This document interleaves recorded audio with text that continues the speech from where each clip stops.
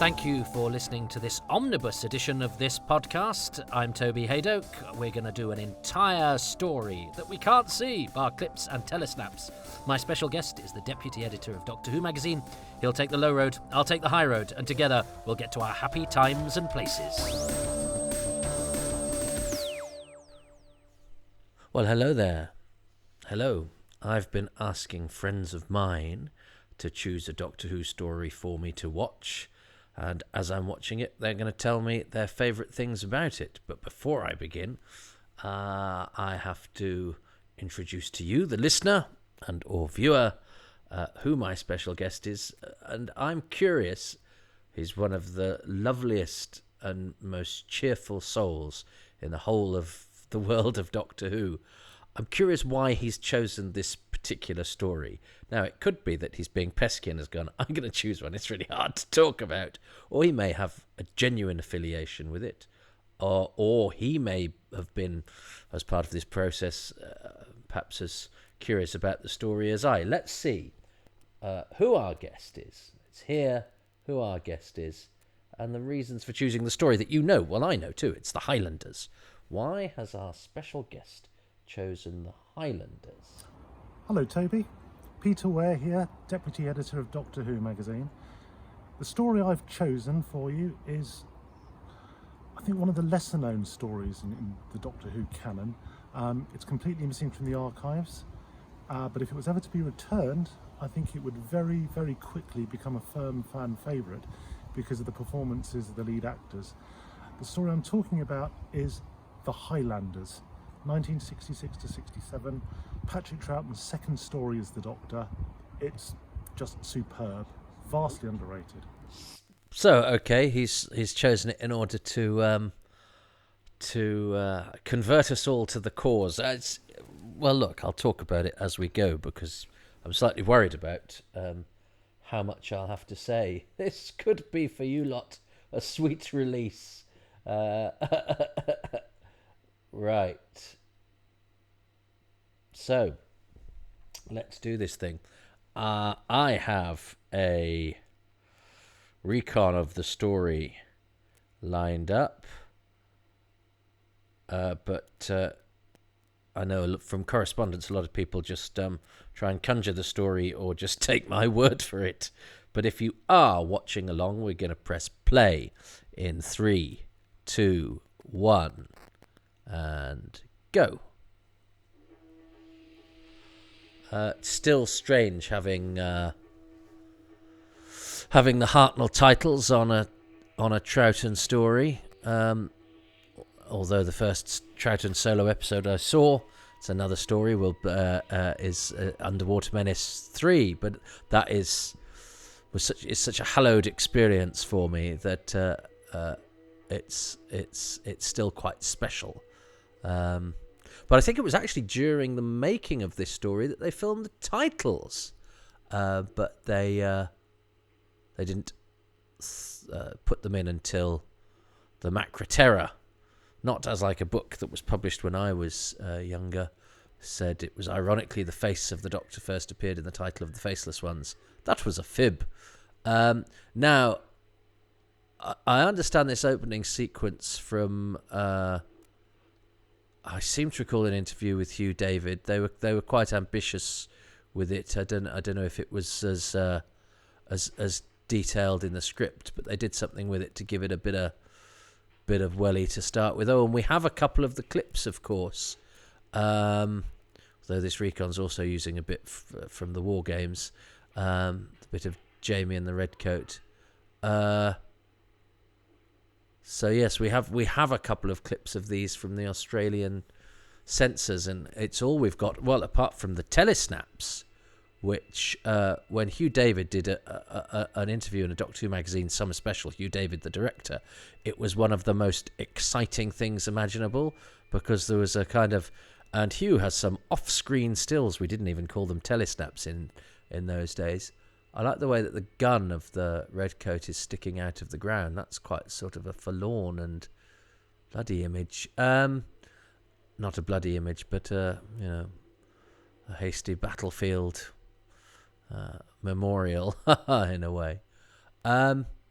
Oh, and we also have a quick shot of the TARDIS, because there's a little bit of footage of future director Fiona Cumming snapping with the clapperboard, because she was a production assistant on this, that had been saved for her. Now, I have a feeling the story behind that is, I could be wrong, that it was saved by John Nathan Turner, because they were great friends.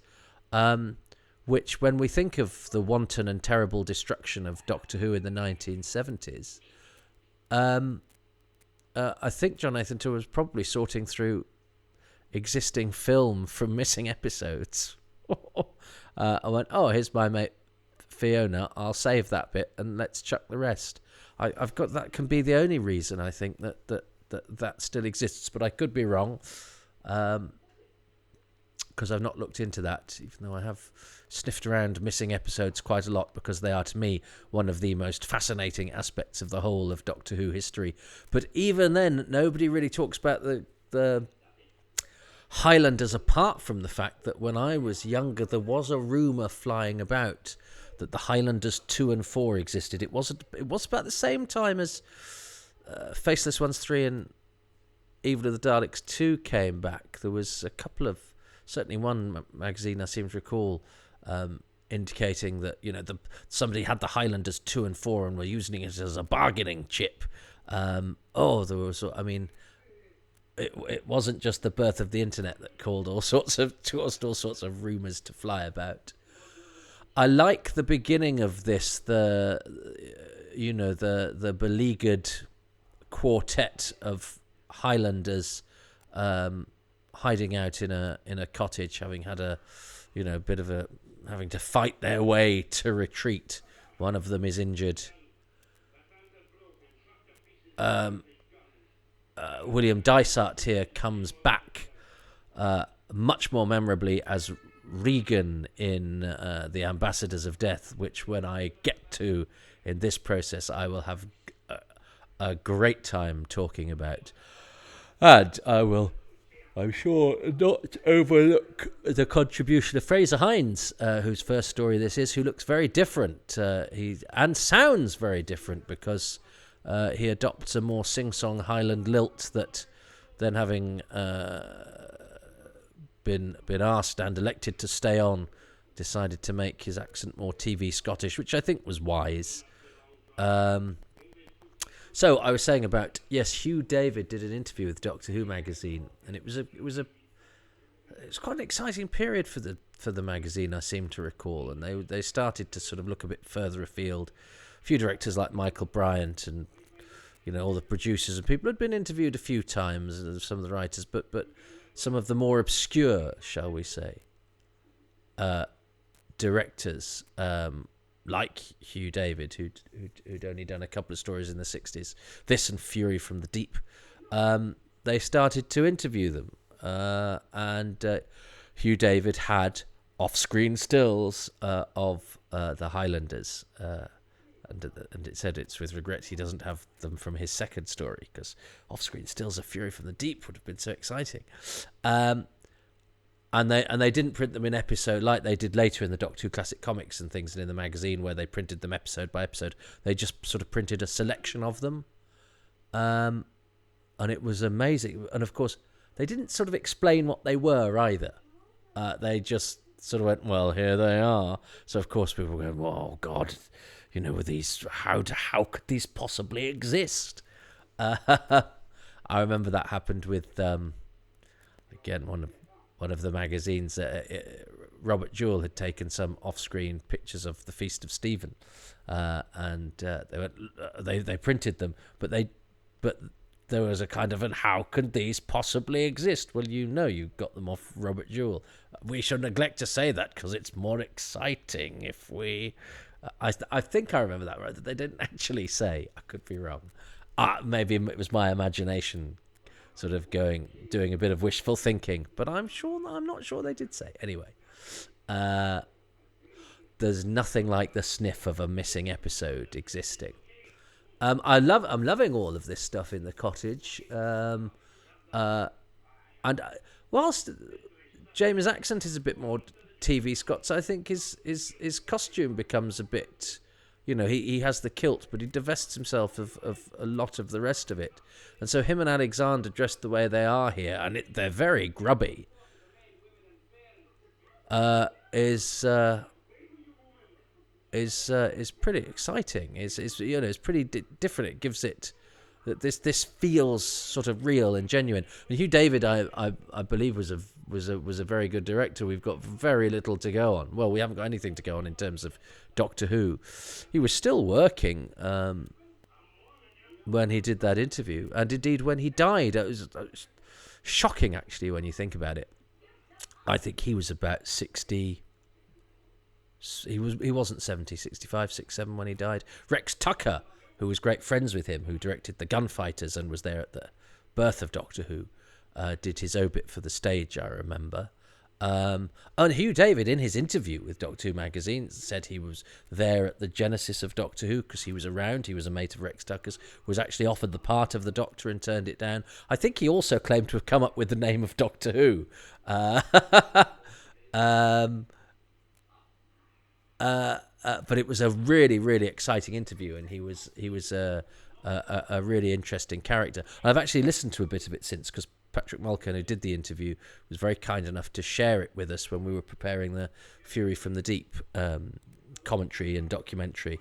And fantastic that people like Patrick did that work early on with people like Hugh David, who died relatively short time after, at a relatively young age. That's what I said. Jerry Davis, who was the writer of this, with Elwyn Jones, who actually, it seems, didn't do really any work on it at all, and Innes Lloyd, the producer, who died within a week of each other, Jerry Davis and Innes Lloyd, were in their 60s. They seemed like such old men at the time. I have mates in their 60s. I'm loving this Stone Cottage set. It seems really like a very last resort. I'm liking the atmosphere of the besieging, and I like this TARDIS crew. I've yapped through the Doctor saying I would like a hat like that, which is Patrick Troughton's attempt to give the Doctor a catchphrase, which I'm secretly pleased never caught on. He does do it again in episode 4. But can you imagine how tedious it would have got if by the if by the War Games he's still got so many different hats in the War Games. I would still like a hat like that. So and because cast lists were done in order of appearance in things like episode guides and stuff, Alexander, William Dysart, it was sort of set up to make me think that he was a character that was in it all the way through, and yet actually that's it for William Dysart, that's it for Alexander. He did.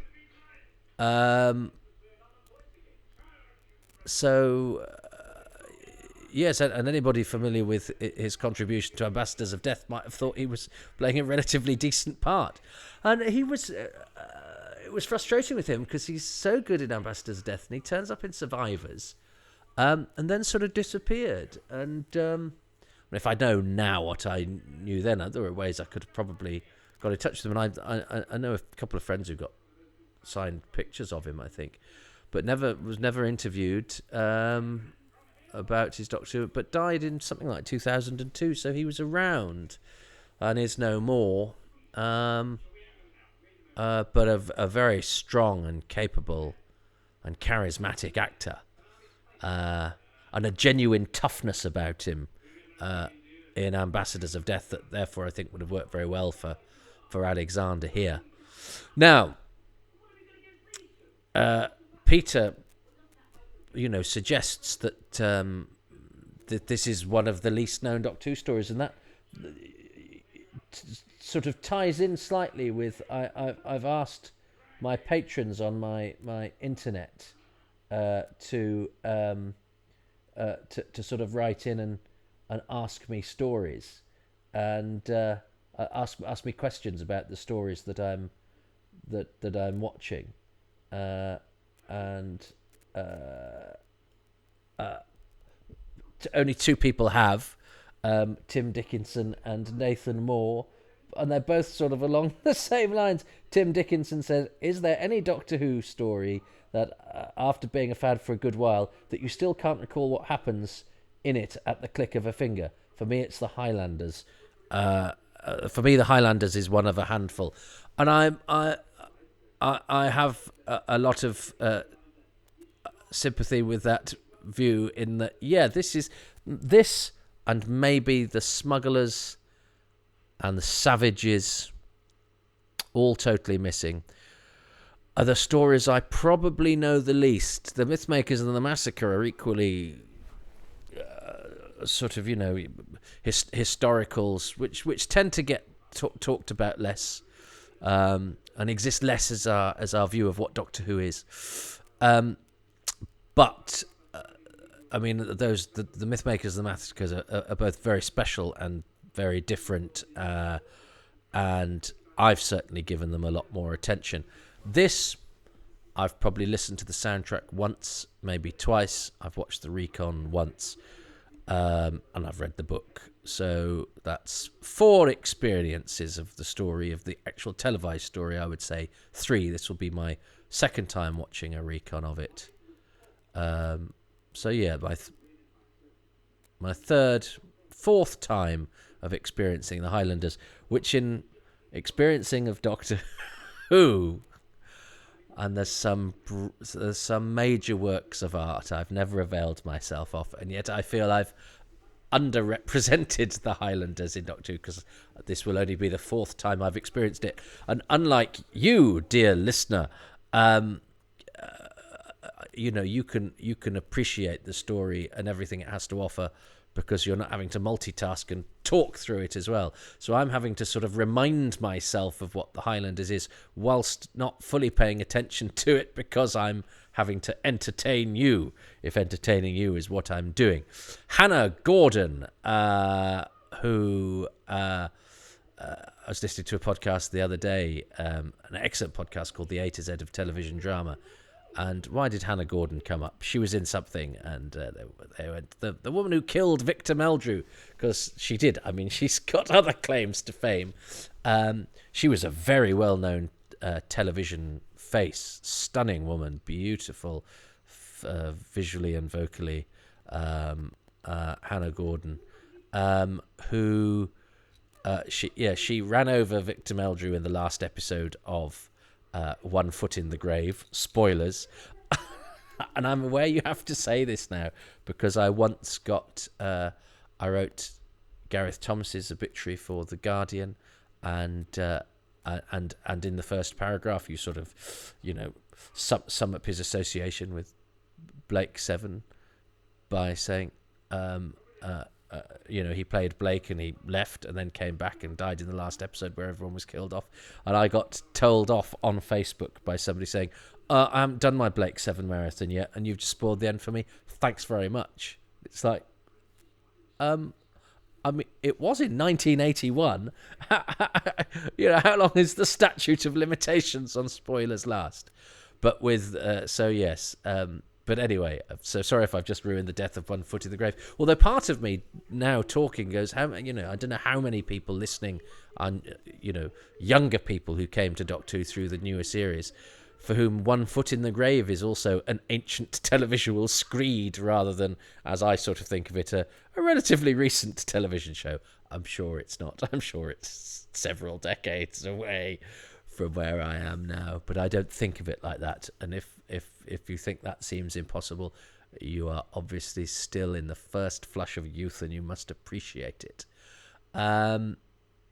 I'm liking the look of this from what one can glean from it.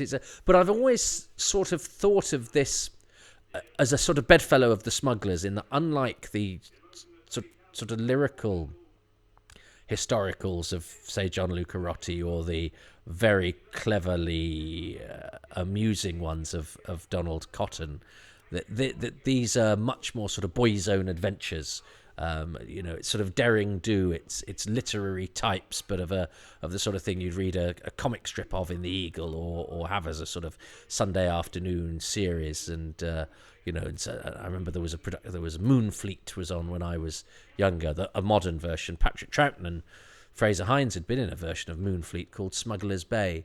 Now, apparently, this was Fraser's idea. This bit that I'm watching now, which is the hanging scene where the actors all stand on their toes in order to suggest they're being, pulled up by the neck, and it's pretty grim. And because it's pretty grim, the Australian censor cut it, and so we have it.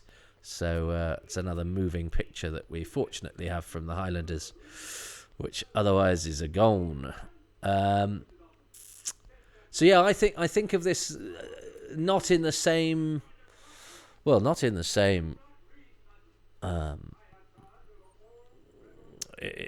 the same grouping, but also not in the same league as perhaps the earlier Hartnell historicals, which I view in a sort of much more lofty, as much more programs of loftier ambition, in that they're trying to be sort of lyrical and educational and philosophical, except the Reign of Terror, which is Reign of Terror is perhaps a bit more like this, because that's that has a lot going on. That's and that also has humour in it, whereas this has quite ripe characters, and there's obviously elements of comic showcasery thrown in for Patrick Troughton, who is still settling into his role as the Doctor. But of course, it's the last historical until. Oh, is he being the German Doctor, Dr. von Ware, which of course means Doctor Who, and he calls himself Dr. W in the Underwater Menace. So as well as there being very much I would like a hat like that thing going on in the early Troughton era, there's also the he's called Doctor Who thing going on, which of course I love seeing people on Twitter telling people off for calling him Doctor Who, and very sincerely going, I think you'll find he's not called Doctor Who. And then people equally winding up by people going, well, he's called Doctor Who on the credits, so he must be called Doctor Who. I don't think he's called Doctor Who. I still think the character should be called Doctor Who on the credits, and those two things are entirely contrary. And I can live with that. I can live with the contradiction, because I like one thing and I logically think the other. And I don't care that they perhaps cannot coexist, because they do. What is it? Cognitive dissonance. But I think Doctor Who would be a silly name, and if the Doctor was called Doctor Who, that ludicrous fictional nomenclature would undermine the otherwise serious and wholly believable nature of the programme.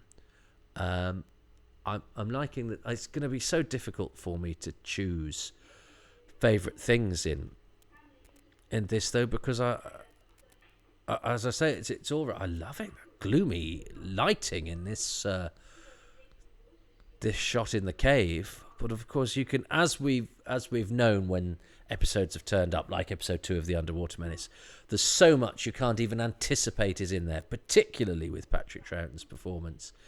That brilliant though these reconstructions are, and I salute the Doughty fans who've put these things together with great skill and great cost of great personal time. I remember when the telesnaps came back, and there were bits and bobs clips. I remember saying, "Oh, I'm sure people could put them together," and all the fan going, "Nah, it's a ridiculous idea." Of course, people have. They've married them, and they now make it onto the official DVD releases.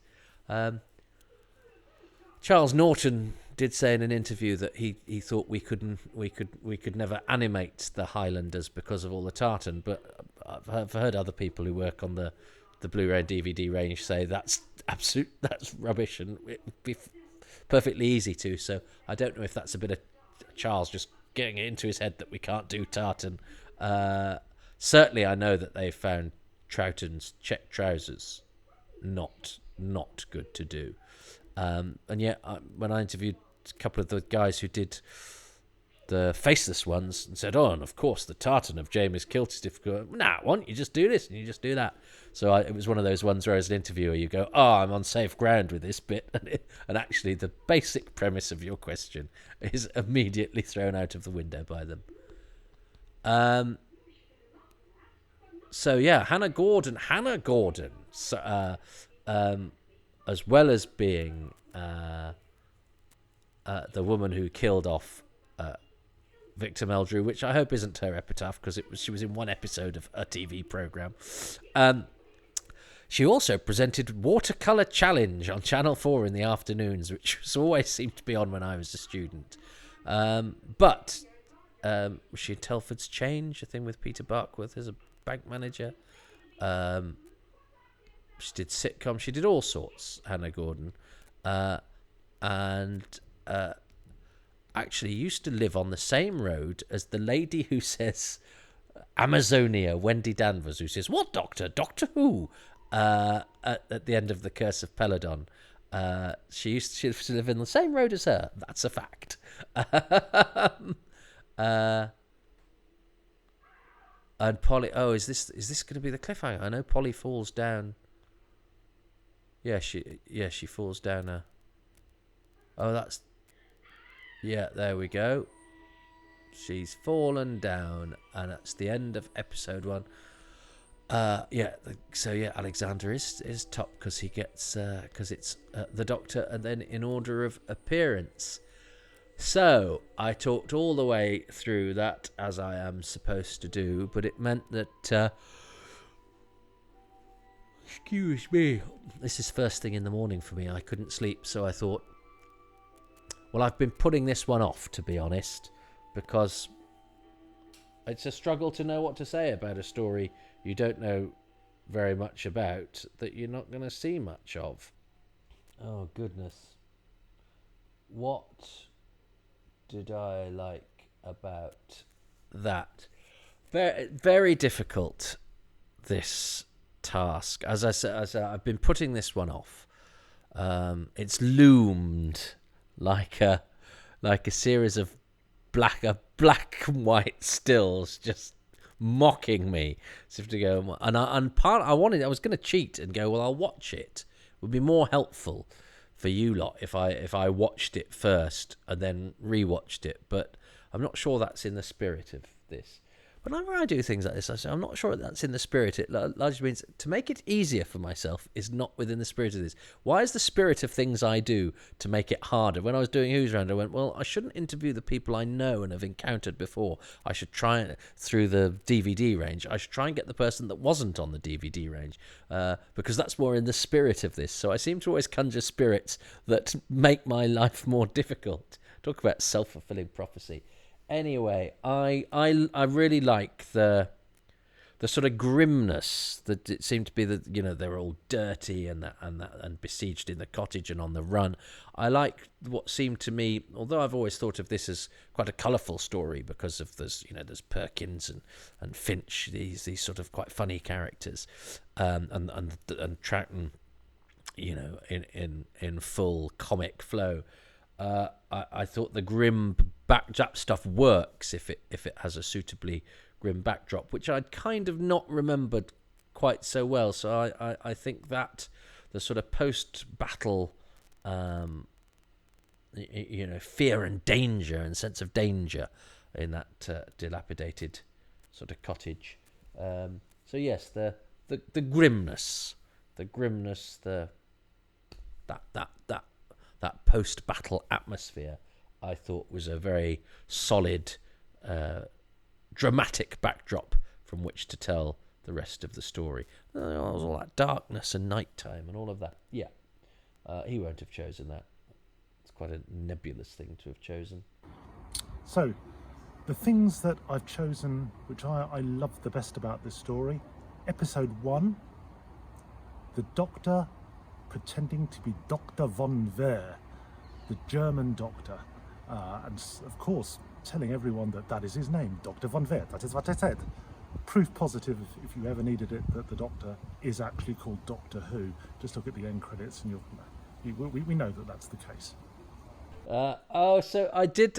Funny, it was one of the few direct things in the episode I did actually talk about. So Peter and I are Venn diagram intersected, but without me choosing the thing. But controversial Peter Ware, editor of Doctor Who, deputy editor of Doctor Who magazine. You heard it there. Doctor Who is called Doctor Who. I call Doctor Who because I just like the way it sounds, and I would have been furious with myself 25 years ago, but I'm trying to take life less seriously. And Johnny Morris, who's a brilliant writer, I think Johnny calls Doctor Who as well. I like calling the Doctor Who. And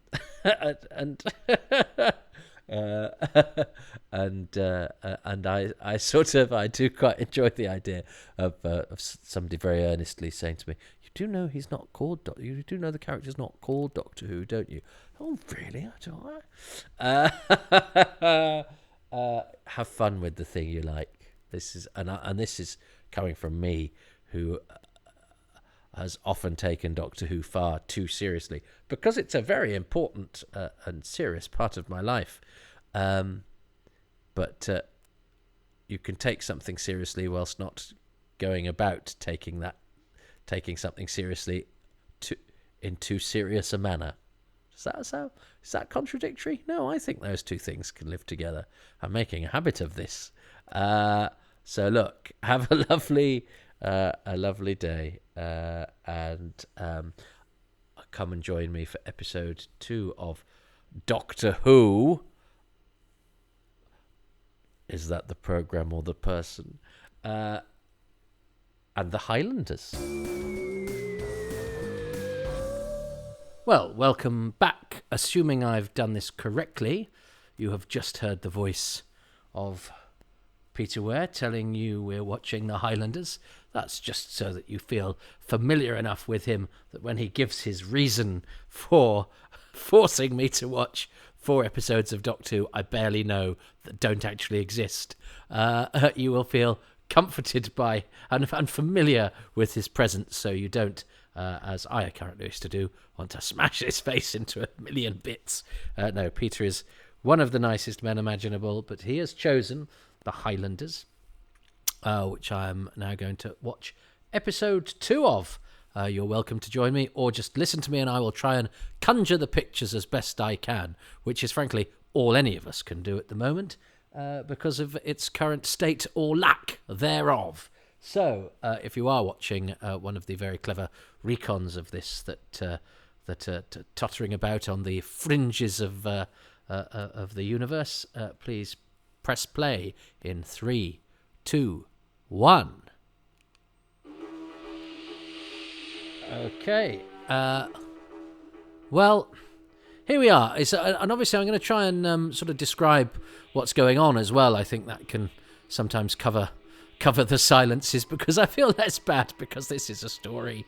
Is there a more unfamiliar story? Because, of course, when the history of Doctor Who was written, and for a fan of my age, it was in the Radio Times 20th anniversary special and Doctor Who: A Celebration. I think Ian Levine did a story-by-story breakdown in the Radio Times thing, and J. Jeremy Bentham in Doctor Who: A Celebration. And those I poured over time and time again. And I can still remember phrases from those reviews. They weren't so much reviews as there was a bit of plot, a paragraph of plot and a paragraph of history in Doctor Who: A Celebration, which floated my boat particularly. It was a very clever balance. It's a brilliant book. I credit it with transforming me from a kid who liked Doctor Who to a fan who knew it started the day after John F. Kennedy was assassinated, and that he wasn't really called Doctor Who. He was never referred to as Doctor Who, except in episode 2 of The War Machines, where he was called Doctor Who, but the production team admitted that was all of that sort of stuff was that Roger Delgado's full name was Roger Mario Cesar de Castillo Rodriguez, did whatever it was. It had all of that stuff. It was so good. But those histories it's interesting because I was thinking just before I started, what are the stories we sort of know the least? I was thinking maybe the Savages, maybe this, maybe even the Smugglers. But the Savages, that's Peter Purvis's last story. The Highlanders is Fraser Hines' first story, and that history was sort of plotted in a way that you'd get to a story and it'd go, Jamie joins the TARDIS in this story, or Ben and Polly leave in this story, or Joe Grant joins in this story. So the Savages, it was enough to know about it was that it was Stephen's last story. The Highlanders, of course, I nearly said Natch then, and I stopped myself, and I'm very glad I did, was Jamie's first story. And that was, at that stage, that was sort of all anybody needed to know. And I didn't really know the story of this until the book came out. And, it was Jamie's first story and the last historical. Algernon Finch is actually nastier than I'd remembered. He's horrible here. And I remember this because I remember the discontinuity guide listing as a mistake that he threatens them with 300 lashes, which would be pretty bad. And they say I remember laughing out loud as a student. One of my housemates asking me what I was laughing at because in the discontinuity guide they say in the novelization Davis reduces this to a less terminal 6, which that's a nice turn of phrase. But I think that's part of the joke because he threatens somebody 500 lashes a bit later. But anyway, I'd remembered being him a bit more of an upper class twit, which he is. But he's actually pretty horrible at this juncture. Whereas I remembered being rather fond of him. So maybe he undergoes a transmogrification as a result of Polly running the rings round him. So I'd be interested to see that because at the moment he's not a likeable fellow at all. And is involved in some lovely exterior night filming, which is always a favourite of mine because I just think it really helps with the atmosphere. And of course, being an historical story, which isn't relying on monsters and big spangly sets, it's going to rely very much on atmosphere, and the night filming will help with that. So yes, how unknown is this? I mean, if here we have Polly and Kirsty have fallen into a pit, and now Algernon Finch has followed them in. And, we've got a screen subtitle there telling us we're in Inverness. They don't happen in Doctor Who very often. I know there's one in The Reign of Terror, because it comes before the episode title when they're in Paris, I think. I always think, well, that's surely what the story's called then, if that's the title that comes first. So we're in Inverness. Interesting that we get an on-screen title. I wouldn't have known that. These sets look very good. Geoffrey Kirkland is the set designer. He was on my list because he used to live with Ridley Scott, Malcolm Middleton and Darrell Blake, I think, or they were certainly all muckers. Darrell Blake, who directed The Stones of Blood, who started off as a designer. Ridley Scott, who was a designer at the BBC, nearly designed for the second Doctor Who story, the Daleks, but never did design for Doctor Who. And Malcolm Middleton, who goes on to direct The Abominable Snowmen. And Kirkland and Middleton, Malcolm Middleton's been an art director for Jeff Kirkland on a lot of his movies, because Geoffrey Kirkland has had a fantastic Hollywood career and lives in America. And thankfully, because of the Faceless Ones DVD, we were able to get a link, and we've done an episode commentary on the Faceless Ones DVD with Geoffrey Kirkland. So it was my pleasure to have a chat with him, which was lovely, because he was definitely a scalp I would have liked to have claimed and did. But I think they're still friends with Ridley Scott. But Geoffrey Kirkland, who designed this and The Faceless Ones only, has had a terrific international film career. Look him up on IMDb. He's done some amazing movies. Worked with Alan Parker a lot. Did he do... Am I going to commit and say he did Bugsy Malone? Did Children of Men? All sorts. The companions have a good time. I feel a bit sorry for Donald Bissett, who plays the Laird, who was a respected actor and I think a writer of children's storybooks, and was still around and acting, as quite a lot of the cast of this were, when I was sort of noticing actors in things. Bissett turned up, and Sidney Arnold, I think they both turned up in Poirot. Sidney Arnold, who plays Perkins, who we'll come to later. But Donald Bissett, I don't think, says for him. He spends most of the time being a bit poorly. So I look forward to him getting a few lines. I love this prison set, though, with everybody underneath and the sentries looking down. It seems to me, and of course we don't know, but from the pictures that we can see, the grimness of the jail with a G. I'm spelling it like that anyway. And the subtitles just come along that also has. Troughton's having an awful lot of fun. It's interesting how he doesn't dress up as much after this. They sort of, it looks like this is, and he impersonates the investigator, doesn't he, in the examiner in Power of the Daleks, and he impersonates Dr. Von Vare and a washerwoman and a redcoat in this. You go, oh, okay, this is a hat coveting disguise man. And he dresses up as a funny some sort of fortune teller vagabond in the market in Atlantis, doesn't he? But they gradually get rid of that. I wonder if, because Troughton, I think, is a brilliant actor. I think he's faultless. He's always believable, but he's always sprinkles everything with a little bit of pixie dust and magic. But I wonder if people had a word and went, look, you're good enough. You don't need to overcompensate. You don't need to do too much. And I have to say, who I think I love Ben and Polly, and it saddens me because I like Jamie a lot. But the arrival of Jamie means that Ben and Polly really don't get much of a stab. They start so promisingly with the War Machines.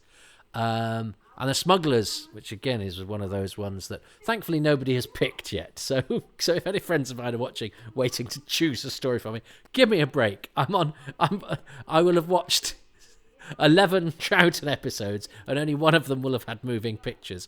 So J. Jeremy Bentham, whose work I so admired, I reached out to, and he's nominated Marco Polo. Come on, guys, give me a break. I thought everybody would be choosing, the Robots of Death and the Talents of Wen Chiang and the Seeds of Doom, and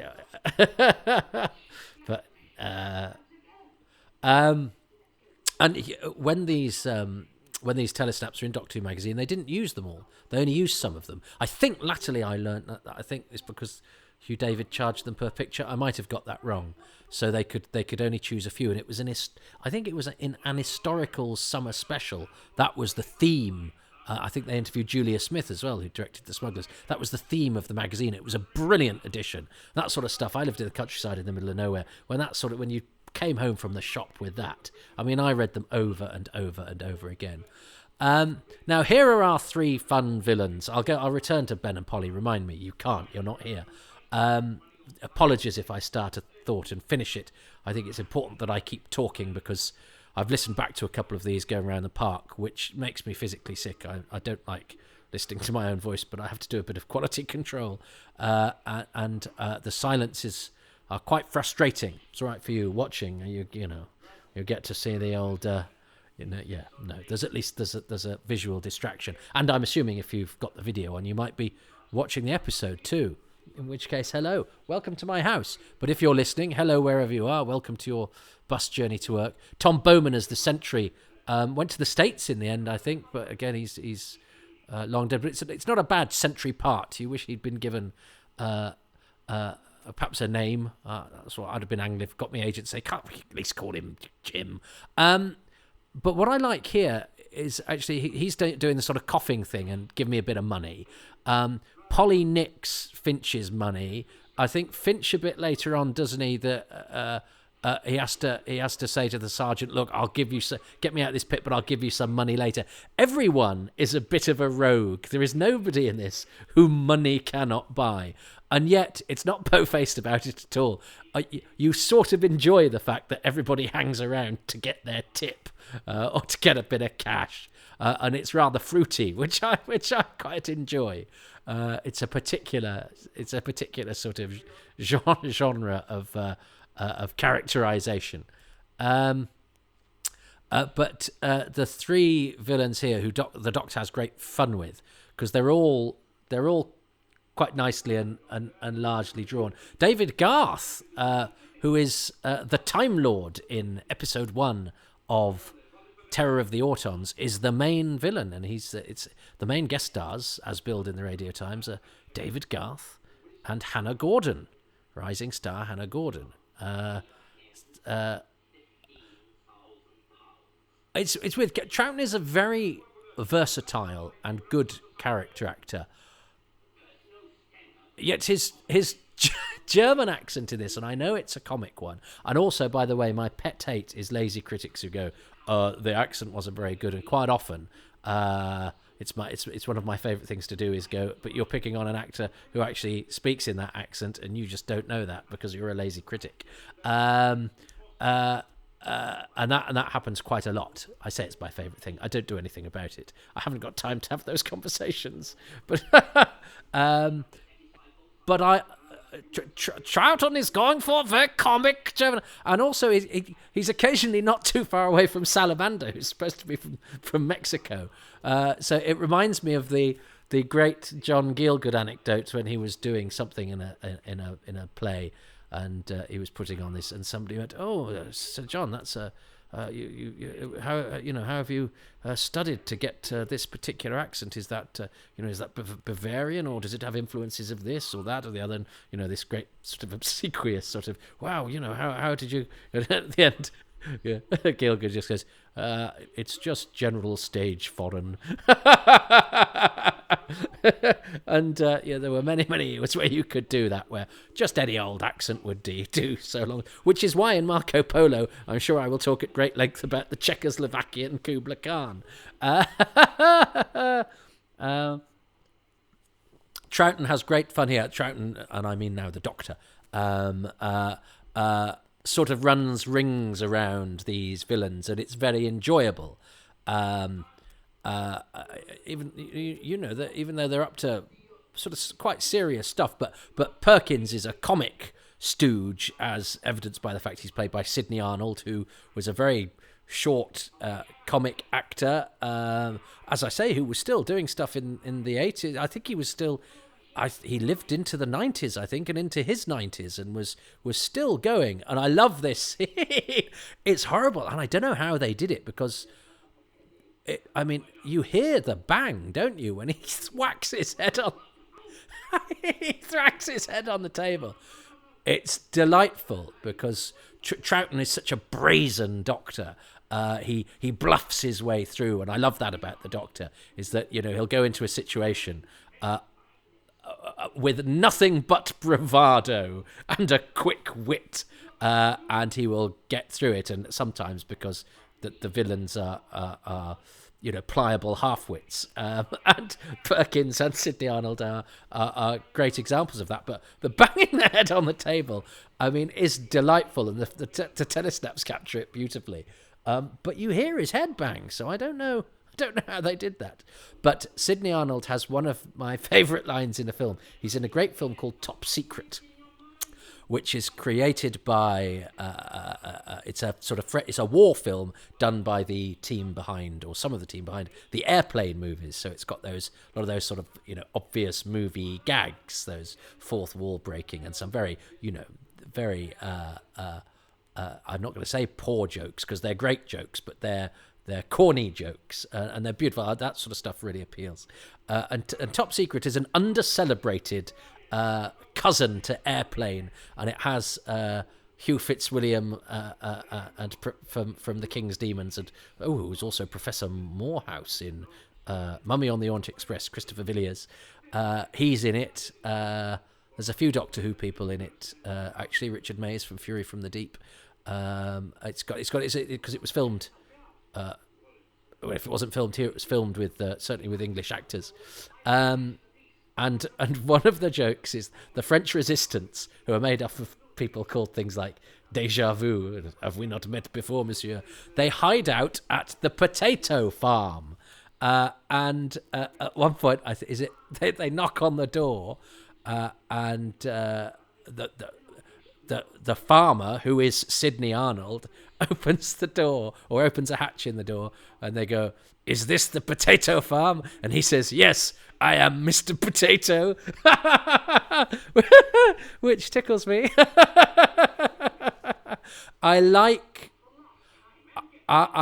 the engagement here between Algernon, who is in the pit, and his sergeant, who's going, who's a very Peter Welch, doing a very sergeant voice, doing that.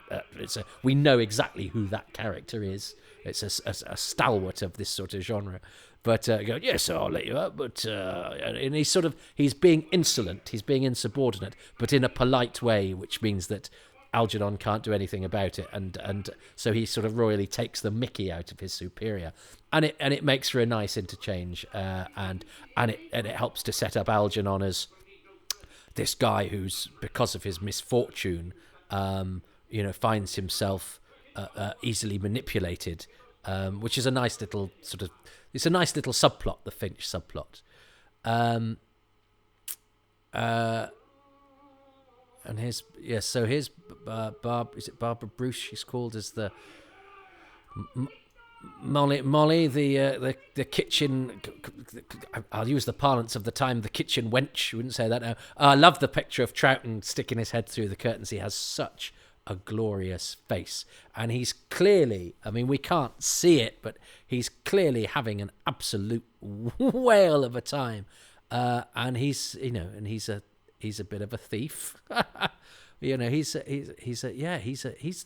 as roguish as everybody else. Actually, this is a story for this Doctor, because he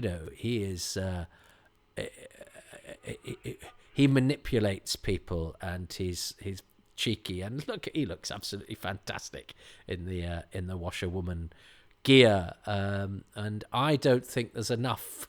I don't think we get enough Patrick Troughton in drag. We get John Pertwee in the Green Death, don't we? Now,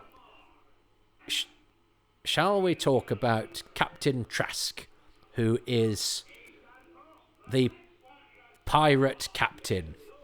Except as part of the plot, it is revealed he was originally the first mate of Willie Mackay, who I think we meet next episode.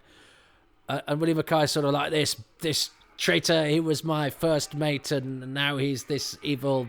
He took over my ship and held me prisoner. But Captain Trask talks like a pirate. So and this is a thing. Do we get this anymore? Where he talks like Robert Newton, who's the famous Long John Silver on film, which Patrick Troughton was in, actually. But it's interesting how some performances could be so indelible that Robert Newton as Long John Silver and Laurence Olivier as Richard III, John Ringham in The Aztecs as Tlatoxel, certainly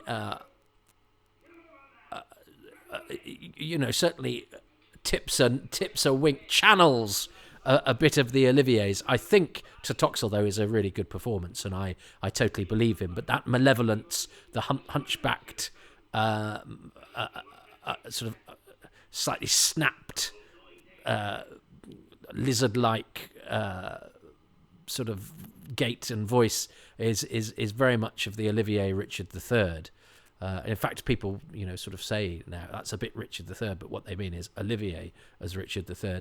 And Captain Trask is very much Robert Newton as Long John Silver, played by Dallas Cavell, who has already had a bit of fun in Doctor Who because he's the roadworks overseer in The Reign of Terror, who the Doctor hits over the head with a spade in a great moment of a comic serious assault. There's a lot of more water and boats. I know they did a lot of this on film, but there's a lot of actual practical water, and these sets are great. Again, from what one can discern from the pictures, but I'm being transported, perhaps more than I thought I would have been, which I think opens the story out a little bit, which means that this sort of fun little romp may have felt a little bit more sort of exciting because it's not perhaps as cozy as and as confined. We've all seen Doctor Who stories told on 2 or 3 sets that and that can be very claustrophobic. But this seems a little bit more epic in that sense, with the amount of time we spend in boats and things. And so that's a bit of a pleasant surprise to me. But yeah, Dallas Cavell had been the roadworks overseer. He'd also been in the Daleks' master plan as one of the prisoners on the planet Desperus Bores, he's called, which it's his name, but also hopefully not a description of what I do to you in these. See, another boat. That looks great. And lots of fog. There's lots of fog. I mean, you can see that from the still pictures. Looks marvellous. Belay there, you swabs. I mean, one cannot blame Dallas Cavell for the ripeness of his performance, because it's there in the script. He's a bit more, I would say he's a bit less colourful, almost slightly wooden in The Ambassadors of Death as Sir James Quinlan. And then he's got a bit to do in episode 1 of Castrovalva. So Dallas Cavell is a great regular player in Doctor Who. And I remember when he died, Doctor Who magazine said before he died, Dallas, real name, N.D. Lefebvre. He was called Norman Dallas Cavell, actually. I don't know where they got the Lefebvre from. Perhaps that's a family name. Completed a Beyond the TARDIS interview, which will appear in a future issue of Doctor Who magazine, and it never did. Hello, Doctor Who magazine. In fact, hang on, this has been said to me by the assistant editor of Doctor Who magazine. I'll watch the Highlanders if you run that ancient unprinted interview with Dallas Cavell. He was in 5 Doctor Who stories. And I would love to hear him talk about his performance as Captain Trask, amongst many other things. So look, that was the end of episode 2. 2 is the second natural number, the first even number, the smallest prime and the only even prime. Thank you, Alexa. I didn't ask for her opinion. Leave me alone. I think this is all part of... Thanks for letting me know, so I can learn from my mistakes. Did you hear me say anything bad to her? I didn't. I think this is just part of her plan. Anyway, we're all getting ready for that day when the machine stops. Now, listen. I've got to choose my favourite thing. It's going to be the scene where the Doctor smacks Perkins' head on the table, because I think that's very funny. 2 lovely actors doing lovely, silly things. And yeah, there is a sense of fun amongst the grimness, and I love the grimness of what looks like the production design and the production. So to have colourful characters in it, including the Doctor himself, makes this perhaps, Doctor Who's version of a sort of boys over adventure, which gives it that sort of colourful character twist, which means it's not just like yet another production of Moonfleet or whatever, those sorts of things that were a staple of TV drama. It adds the Doctor Who sprinkle to it. What has Peter, on a beautiful sunny day, he's very hirsute as well, what has he chosen as his favourite thing of episode 2 of the Highlanders? Episode 2? Well, the thing I love about episode 2 is Dr. Von Vare doing some doctoring. That is Dr. Von Vare taking, first of all, Solicitor Grey, the wicked Solicitor Grey, grabbing him, stuffing a handkerchief in his mouth, shoving him in the closet, and then dishing out some rather naughty treatment to Perkins, Solicitor Grey's solicitor as well, by bashing his head against the table and convincing him he's got headaches. It's a brilliant scene, and Patrick Troughton is just having the time of his life. In fact, the Doctor's having the time of his life. The Doctor, he just loves being in the Highlands of Scotland, even during such a dark time, and he's just running rings around everyone, particularly in this episode, Solicitor Grey and Perkins. So that's my choice for episode 2, the Doctor bashing up Perkins and shoving Solicitor Grey in the cupboard. Well, I think we're in accord. So it's 1-1 as we approach, as we hit the halfway mark of the Highlanders. I'm always secretly delighted. I'm not secretly. I'm telling you, it's no secret at all. I'm always delighted when I concur with my guest, because over the course of 25 minutes, the chances are pretty slim. So good. So it's 1-1, and we'll see what happens on the Annabelle, is it, on Captain Trask's ship, as we go into episode 3 next time. But thank you very much for listening, ye scurvy dogs, and I'll see you next time on Happy Times and Places. Ahaaar! Why can't we give performances like that anymore? I don't think the world would be any worse a place if we... Ha ha! Well, welcome back. Let's go up to the Highlands and see what is what, and who is going to get a watery grave. I'm presuming you've just heard from Peter Ware, assistant editor of Doctor Who magazine, and one of the cheeriest souls on the planet, who clearly has a slightly sadistic streak because of the challenge he has put before me.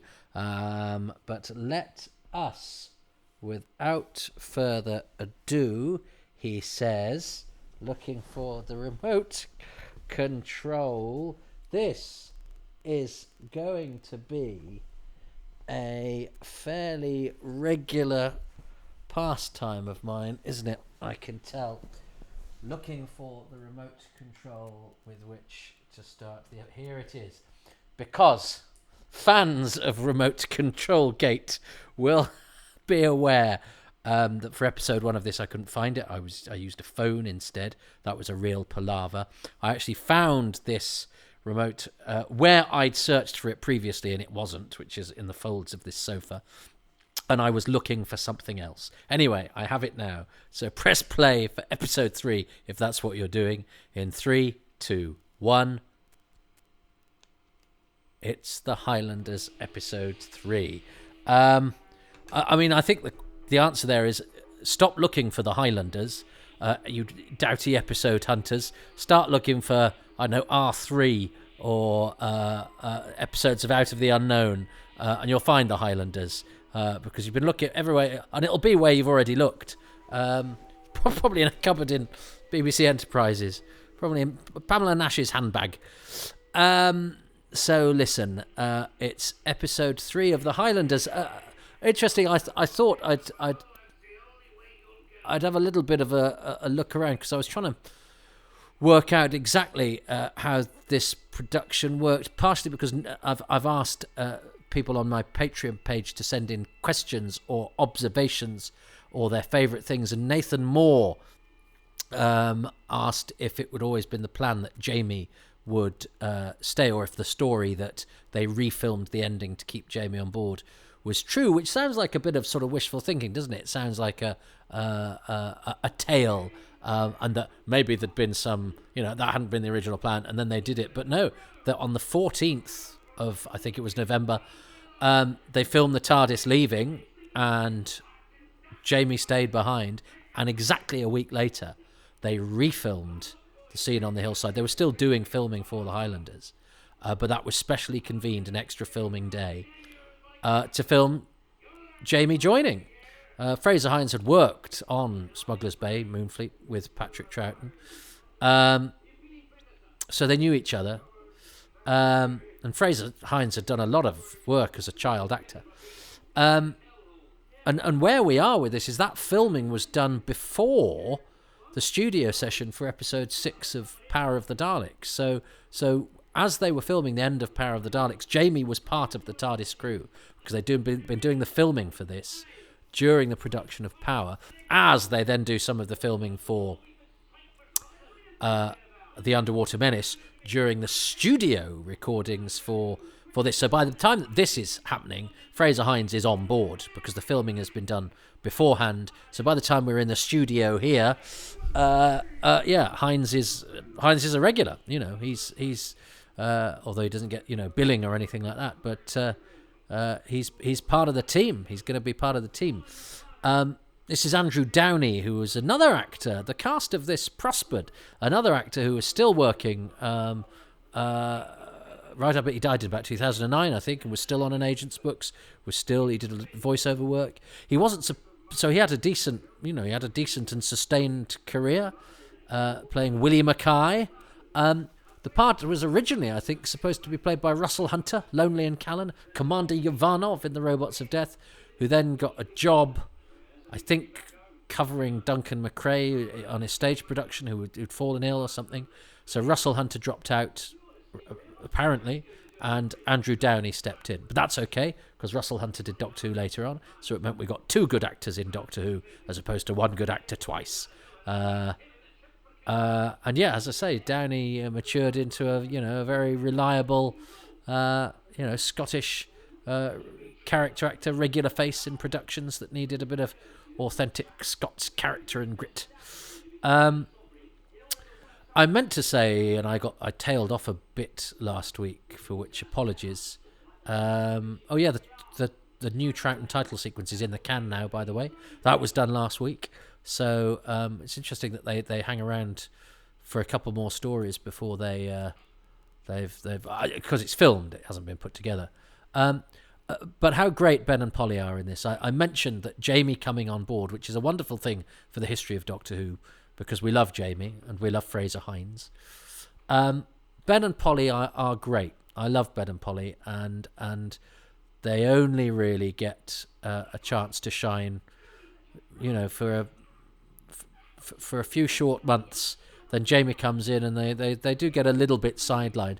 But Polly, and I didn't talk about it much in episode 2, when she, she cajoles Kirsty rather bullishly. And isn't it funny that Polly, how often is sort of, in documentaries and things, they go, oh, let's show how the female companion screamed and made the coffee. And of course, Polly does do both of those things. And yet, when she's with a woman from the past, somehow she's allowed to be sort of all modern and go-getting, because it shows how useless women were in the olden days. Although Kirsty is thanks, I think, to Hannah Gordon, who has a great strength of character and voice and is a very good actress and a stunning woman visually and vocally. But Kirsty is sort of bossed about a bit by Polly, and that's us going, well, look how emancipated women are in these days and how capable our women are, albeit ones that we make screen and make the coffee when things are set in the future. It's all about how relative everything is. Whereas, of course, Kirsty for her time is pretty get up and go. It's all how it's framed, I guess.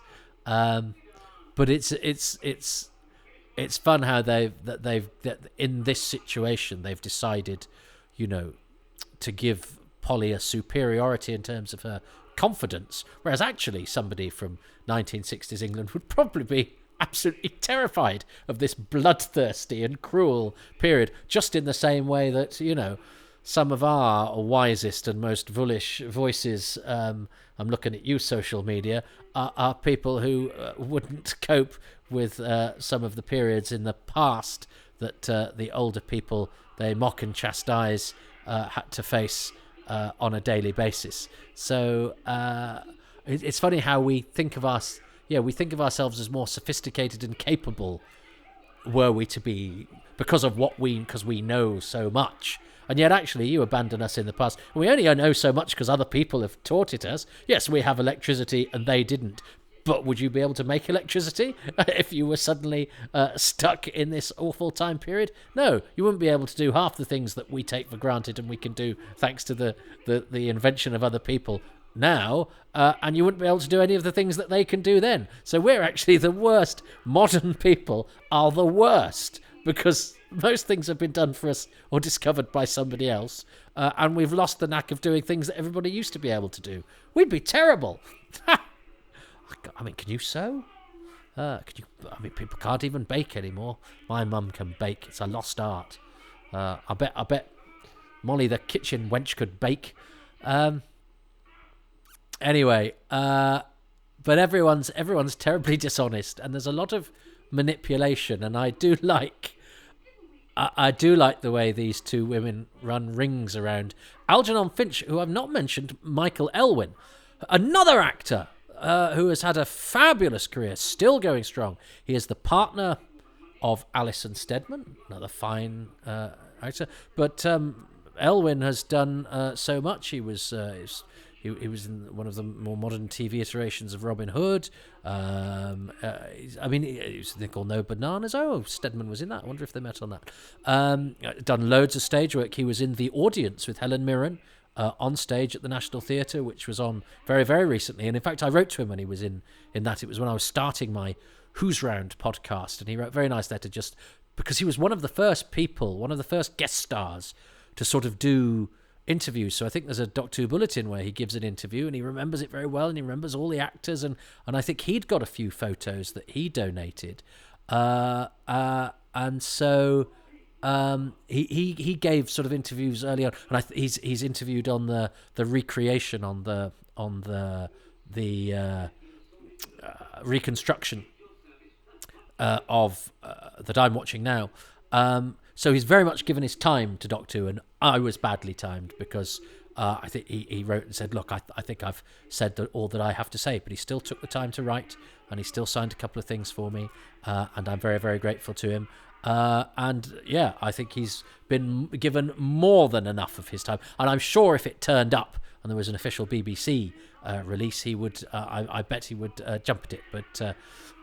Sometimes people have gone before you when you're researching things and after people. I bear no. So long as he's on record, that's all that matters to me. But what a terrific career he's had. He was Anthony Eden in The Audience with the Queen, and it's a very, very good performance. So a jolly good actor there who's had a career all of this time. So that the cast of the Highlanders were pretty blessed. A pretty prolific bunch. I'm still yes. That's the point I wanted to make last week about Captain Trask, who, as Willie Mackay has told us, was his first mate. But presumably when he was his first mate, he still talked like Long and dressed like Long John Silver. So it's sort of like, Sailor Jim, yes sir. Sailor John, yes sir. First mate Trask, ahaaar, what be it you want, me hearty? What? Why are you talking like, you're not a pirate, are you? No, I be your first mate. Right, you are. Is it International Talk Like a Pirate Day? Which is a thing, and I think the human race should be saved from extinction just for that fact. But he clearly must have acted. He can't have started speaking like a pirate once he became a usurper. Unless that's just something that happens when you become a pirate. You suddenly sound like a drunk member of the cast of the Archers. I be bad. I be a bit bad.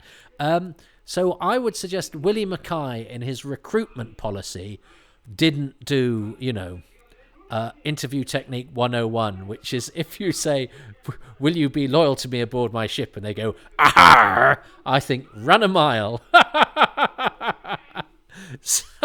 But it's a story that needs its colour. But it is very silly. But it is a ripe sort of show. And I think that saves it from being dry, and I mean, I totally get that the historicals aren't everybody's cup of tea, and I think probably some people enjoy this a lot more than they enjoy the sort of historical that's more my cup of tea. But I still, and I sometimes question myself and go, well done, Ben. Ben is very good. Ben gets a lot to do in this as well, and of course he's a sailor, so he's in his element. But I do have to question myself sometimes, go, do I only like the historicals? Because I like to think of myself as somebody who likes the historicals, but the idea of watching a full historical, is that really something that appeals to me more than watching, some proper hard sci-fi with monsters? Would the younger me, if I'd been born, in time to watch Doctor Who in the 60s, would I have really preferred the Massacre, which I love, to the Ark, Would I? Would I? I don't know that I would. So I don't know if my enjoyment of the historicals is me slightly playing to myself the idea that I like to think of myself as the sort of person that likes the things that it's harder to like, because obviously it's easier to like a bit of sci-fi in Doctor Who, because that's what we see Doctor Who as, than the historicals that were phased out from here until brief sojourn in the 1920s with Black Orchid in the Davison era. But this is the last of the what had been a fairly regular occurrence in Doctor Who of the pure historical story. And I know some people for whom they're completely not what Doctor Who does, but I think they're often the smarter and more intelligent scripts, whereas, as I say, this and The Smugglers, I think, are a bit more of the daring do and a bit more disposable, perhaps. But this is fun, and I certainly would love to see it. There's no missing episode to whose existence I am indifferent, partially because we know that Patrick Troughton would bring so much to. Just when the Underwater Menace episode 2 came back, there were so many great moments that you couldn't have anticipated were there, that are only there because of Patrick Troughton's great inventive busyness and his his desire to keep things slightly left field and slightly unpredictable. And he's having a whale of a time here in the dress with Perkins, and I think there's a bit in episode 2, isn't there, where he has a little bit of a face-off and Trask, who just goes ahaaar, and then leaves, and I think there's obviously something that's gone on there, but we don't quite know what it is. 10 minutes, yeah. he's a great type. You can imagine him doing a lot of sort of Dickens, old Sidney Arnold, playing any number of sort of obsequious or portly Dickens type of characters. So yes, it certainly looks a slightly bigger production than I'd thought, and it and Troughton's carrying it. The two current regulars, Polly and Ben, both getting a very decent slice of the action. But I think it was the right decision to phase out the historicals, and I've spoken to fans older than me who were around at the time. And even Jeremy Bentham, who's chosen Marco Polo, says that, that's actually more for how he's reappraised it since than the fact that it was his favourite story of the time. And I think we laud Marco Polo now as a great lost classic, and it's got all those beautiful pictures. But if you were a young kid in 1964 who just watched 7 weeks of adventures with malevolent space alien robot things, and then a couple of weeks later it's a journey across the Gobi Desert with lots of earnest but very well done science lessons. Watch Kieran Hodgson, by the way, on Twitter. He did a brilliant spoof of The Crown, but he's been doing Doctor Who very affectionately, where he's been playing all of the characters on his Twitter, and his Marco Polo is gorgeous. But I think Innes Lloyd has come in, hasn't he, and my God, he had an axe and he was going to wield it, didn't he? I mean, he got rid of Dodo and Stephen almost immediately. Hartnell gets booted out, and in fact, so the historicals outlive those three who were.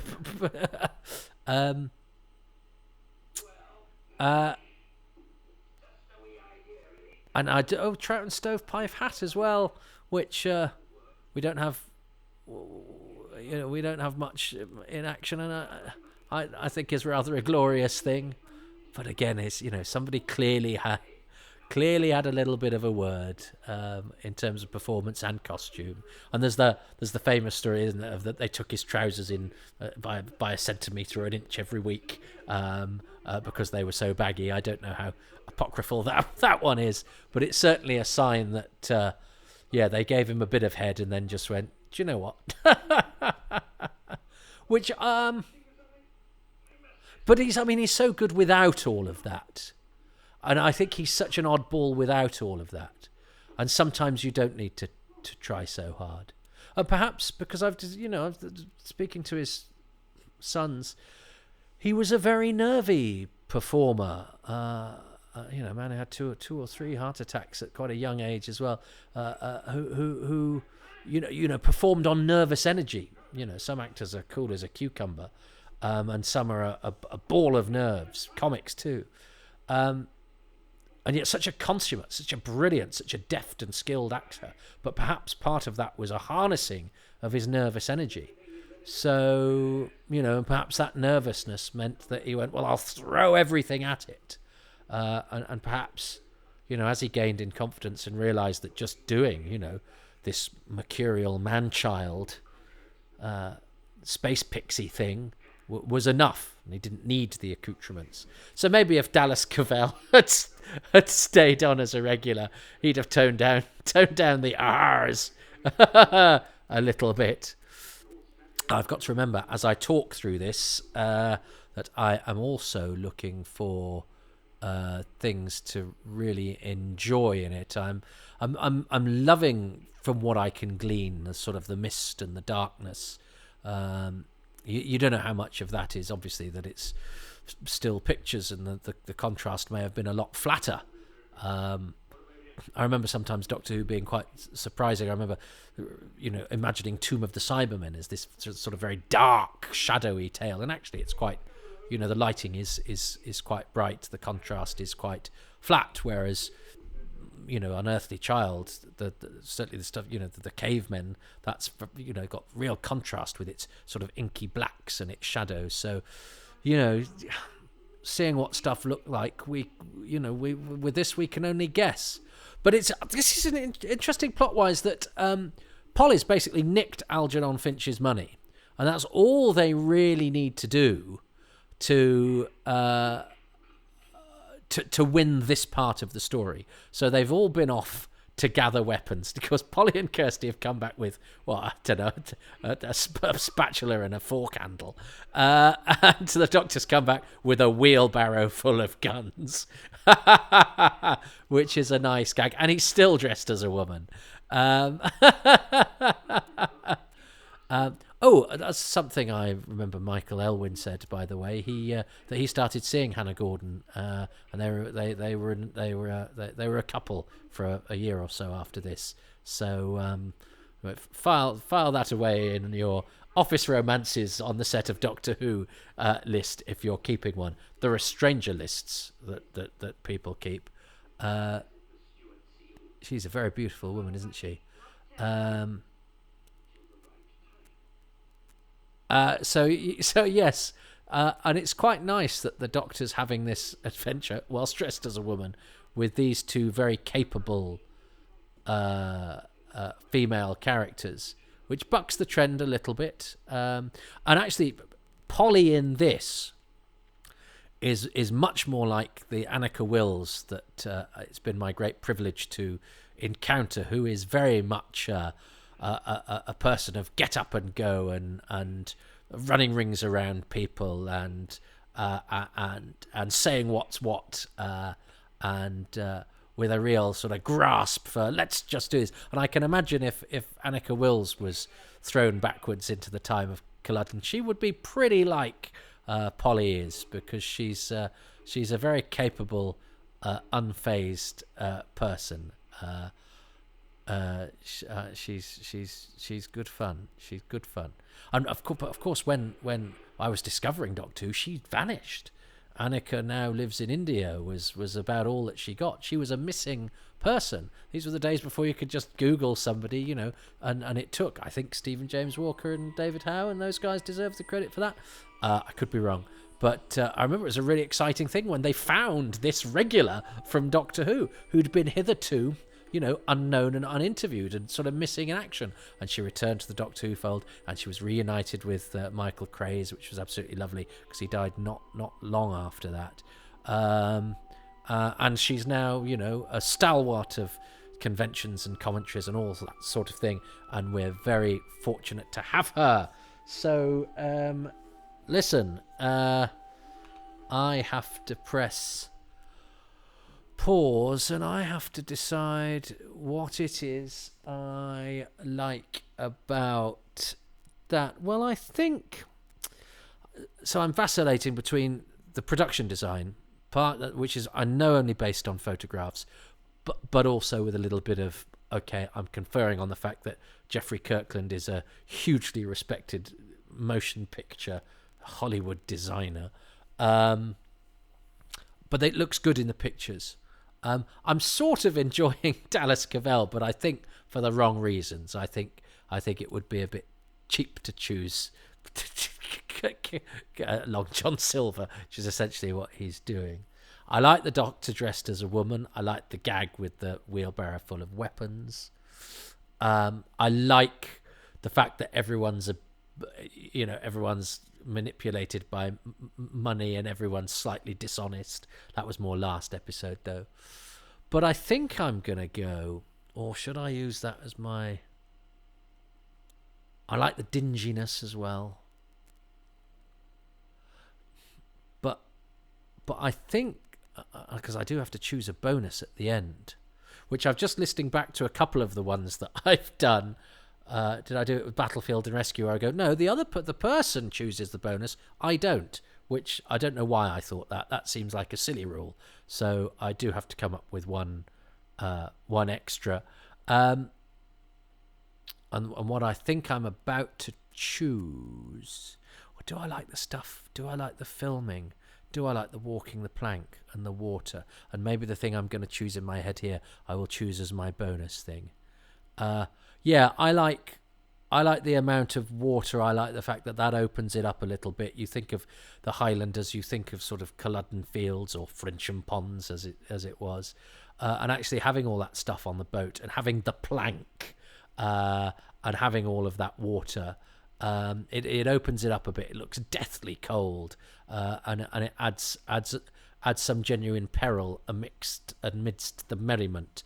So yeah, the plank and the water and the sort of stuff on board ship, I think gives the story an edge, and it looks well realised too.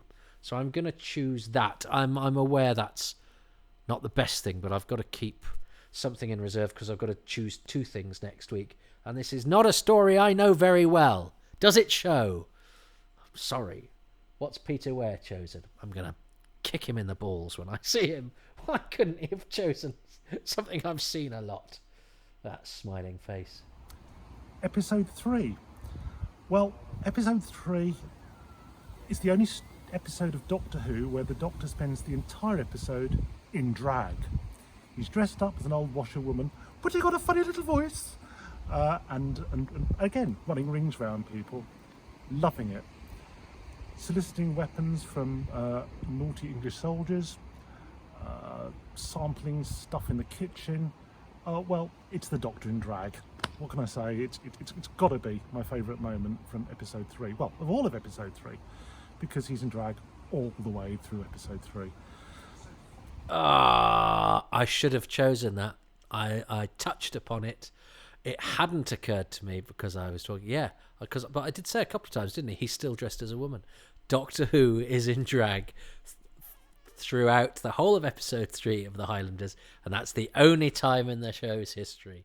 Ha ha ha! I think that is a glorious fact. I will kick you. I won't kick you in the balls quite as often as I'd intended to, Peter. I will pull a couple of my kicks for that fact to to be injected into this podcast just at the end. I wish I'd chosen that. There are too many instances of this. I need to be more on the ball, not on Peter's, because that is a much better choice. I need to engage my brain whilst my mouth's going on, but it's tricky. I love the fact the Doctor is in drag throughout episode 3 of the Highlanders. I wish I'd chosen that. I didn't. So it's 2-1 to Peter, but I've got a chance to claw it back by guessing both of his things next time as we go for episode 4. And hey, look, if I don't like the way that episode 4 ends, I could always come back a week later and refilm it. Did you see what I did there? I won't. It's cheating, but did you see what I did there? Well, thank you to Peter Ware, assistant editor of Doctor Who magazine, which a title he has held for many, many years. And he's one of the most enthusiastic and genuinely jolly people you could ever meet. He used to be a dentist, you know. Who decided, of all the stories to choose, was the Highlanders, and we've got to episode 4. Thank you for joining me on it so far. Let's see if we can fling our way out of the Highlanders with aplomb. I'm slightly concerned because we've done 3 episodes of a story we can't see. I think I've told you every fact at my disposal. So I'm slightly worried because I've also got to talk and choose 2 things. In fact, I should have said all of this over the action because that would have bought me a couple of minutes. Strap yourselves in, guys. We're going to Scotland. So 3, 2, 1. Start the episode now. So here we are. We're going. Well, yeah. A word about Hugh David, the director. He. I think I mentioned he was one of those people that he died. He was interviewed and then he died not long after. And you go, well, he must have been old. And now I know people of that age. He was still working on a director called Romy Allison. I think took over, but I can't remember the name of the thing that he was working on now. And Romy Allison had been I remember had been assistant foreman, product assistant on the Leisure Hive. But yes, Hugh David has been very unlucky because none of his episodes of Doctor Who exist. And Elwyn Jones, a Welshman, Hugh David, a Welshman, Elwyn Jones, doing the Scottish story. Elwyn Jones, there is a picture of. There are pictures about, and he was a big cheese with Z cars and softly. Seems odd that he still gets a credit when he chose the setting and the period. And I don't think they'd wanted to do. I think Innes Lloyd was so again the historicals. I don't think they'd wanted to do it, but they'd sort of committed. Oh, and that's the point. Hugh David was going to direct. He was directing the second Patrick Troughton story, which this is. But the scripts he got were for the Underwater Menace, and he just went, nope, I am not doing that. And so they swapped the order about. So actually, Troughton's second story should have been another sci-fi adventure with a mad scientist and his pet octopus. But instead, Hugh David did this, and it was brought slightly forward. So it's slightly anomalous in that sense as well.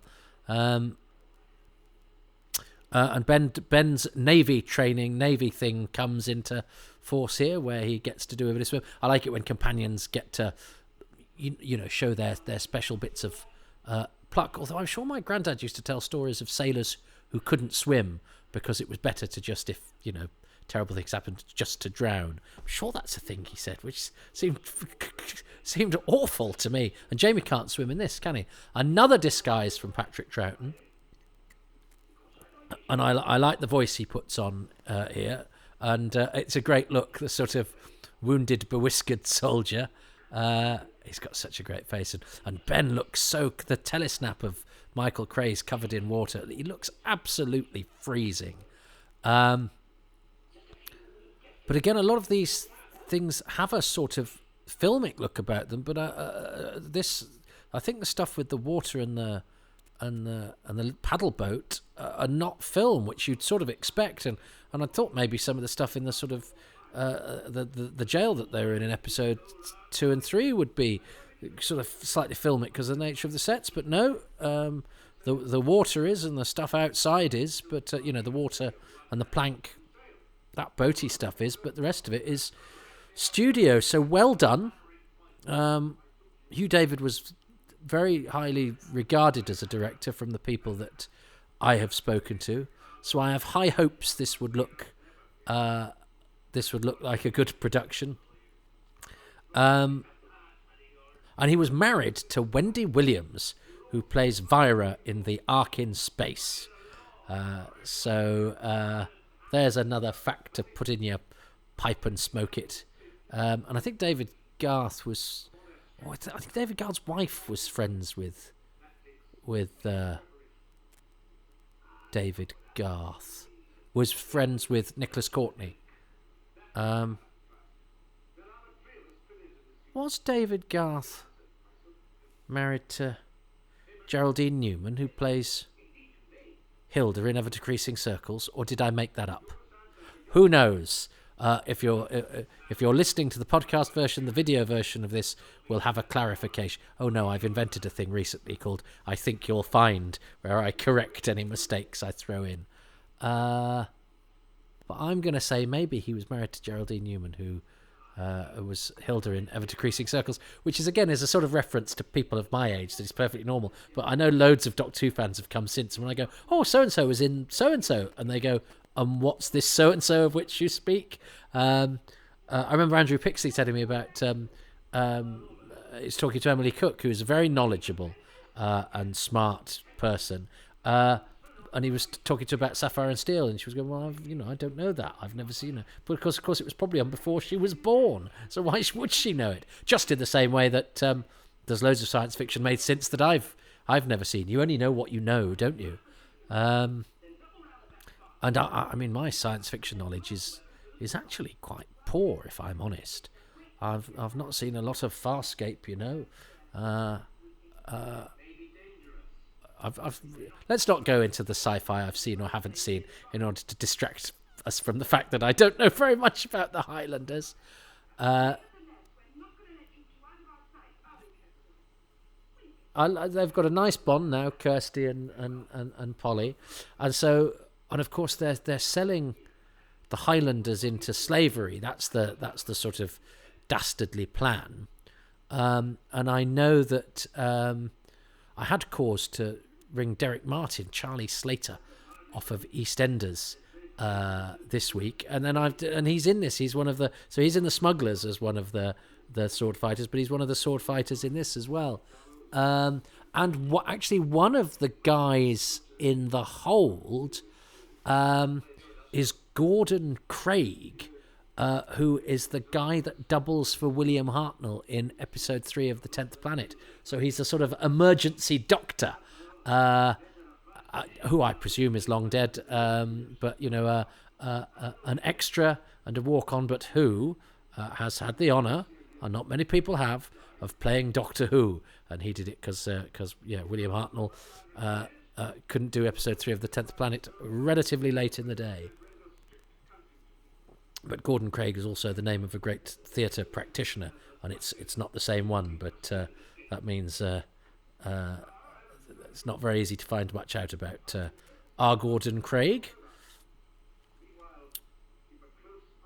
He's got a great face, hasn't he, Solicitor Grey? And he's a good villain.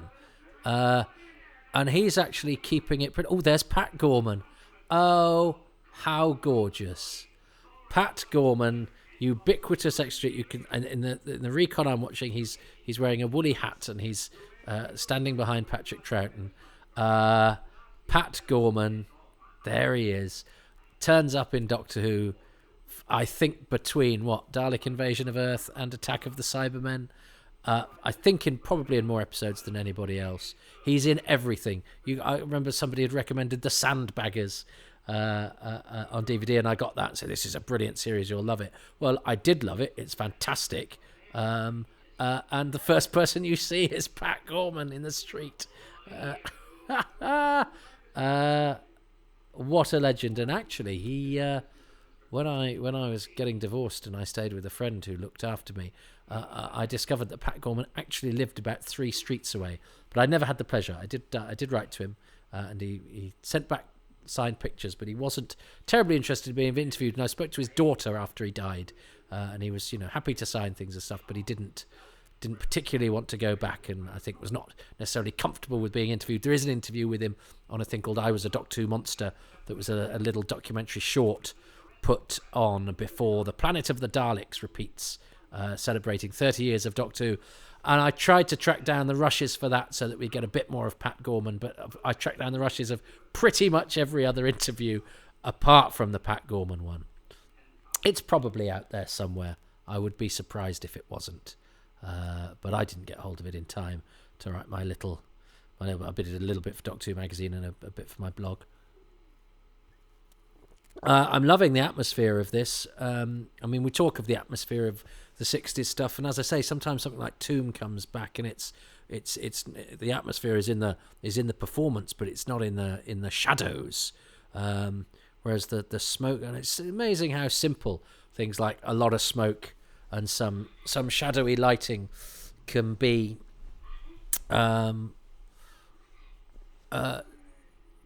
Yes, the Laird actually doesn't do all that much, does he? It's very much a sitting down part. You must have been quite relieved when if he'd had a long week, he was just I just have to sort of lie down here. You work with actors sometimes. You go, should I? I think I should sit down at this point.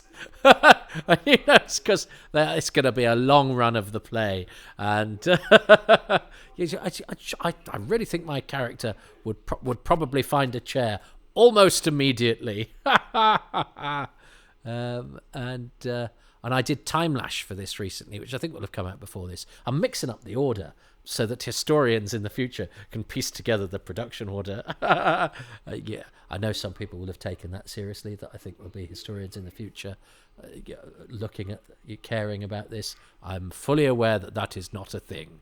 But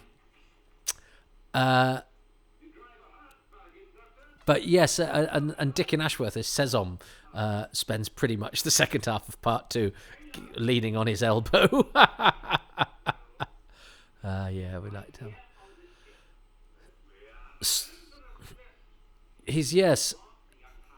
There's actually, I quite like the way that we enjoy the 3 tiers of villainy, and I think they're nicely balanced. So you've got very over the top pirate guy, you've got very sort of cold and cunning and very civilized, although he's doing a deeply uncivilized thing, Solicitor Grey, and then the rather obsequious Perkins. Oh, I'm doing my German accent again. I do love Patrick Troughton. I hope you do too. Oh yes, you're at my house, aren't you? You're at my welcome. It's coming up to Christmas here in Hadoke Towers, and I have to admit I have been putting off doing the Highlanders. Peter, because he's a very fastidious and hardworking and nice chap, came in pretty early when I sent requests out and said I've chosen the Highlanders, and it loomed. So if this is vaguely entertaining, stick with me, do please, because this is what I was especially worried about. I'm just trying to think how we discovered things about it. There are far more telesnaps, as I say, than were printed in that Doctor Who magazine. But it's amazing how, again, isn't it beautiful that Doctor Who came back sort of piece by piece? So telesnaps had been seen. The Power of the Daleks telesnaps existed. And there are a few off-air pics of episode 7 of the Dalek Master Plan. And then these came back. And then I think it was when Marcus Hearn said, well, let's look at the BBC written archives, and came across, a whole stash telesnaps. So, but it was rather glorious that actually. Oh, and I think there'd been a few from the Moonbase as well. I think Michael Wolff, the actor from the Moonbase, had some. So bits had come in, which is better. That's a much better way round than us, Marcus Hearn, finding the written archives first and having that big stash, then some being found that were duplicates of ones that had already come. So Doctor Who's history was sort of peeled away layer by layer. Now I'm suspecting this fight will have been very, very good, just because it's got stunt guys doing it. Peter Diamond was a very, very good fight arranger. He's on hand to supervise the fights. I think gets a credit as sailor in this as well. Nice that Willie Mackay gets to fight Trask. But a director as good as Hugh David, although I don't know how much of this was done on film. And of course a film fight and a studio fight are very different beasts. But I'm prepared to give it the benefit of the doubt. There seems to be a lot of coverage, but I mean, we have no idea, do we? And that sort of touches upon what I was talking about with the telesnaps and things. We, so much of this is left to our imagination, and that's a blessing in some ways because it's exciting, but it's based on a tragedy.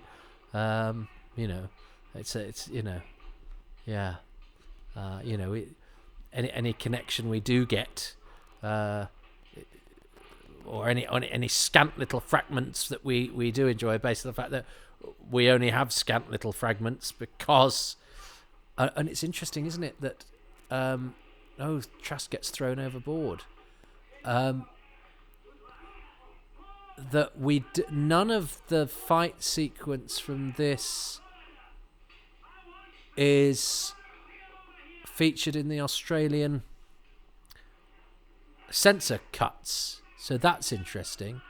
And of course this reconstruction has, I think I may have just been a bit dim, and a lot of the stills may have been from something else. The genuine Doctor Who and telesnaps seem to be of a slightly different hue, so I may have just given you a bum steer. I may have given you a not very accurate recreation of which is, under the circumstances, only appropriate. But even if only a few fragments of what I said bore in any way bore relation to the reality, that is apposite. And because Jamie got to kill Trask, but he's not had a wild amount to do in the story, so I don't think it was always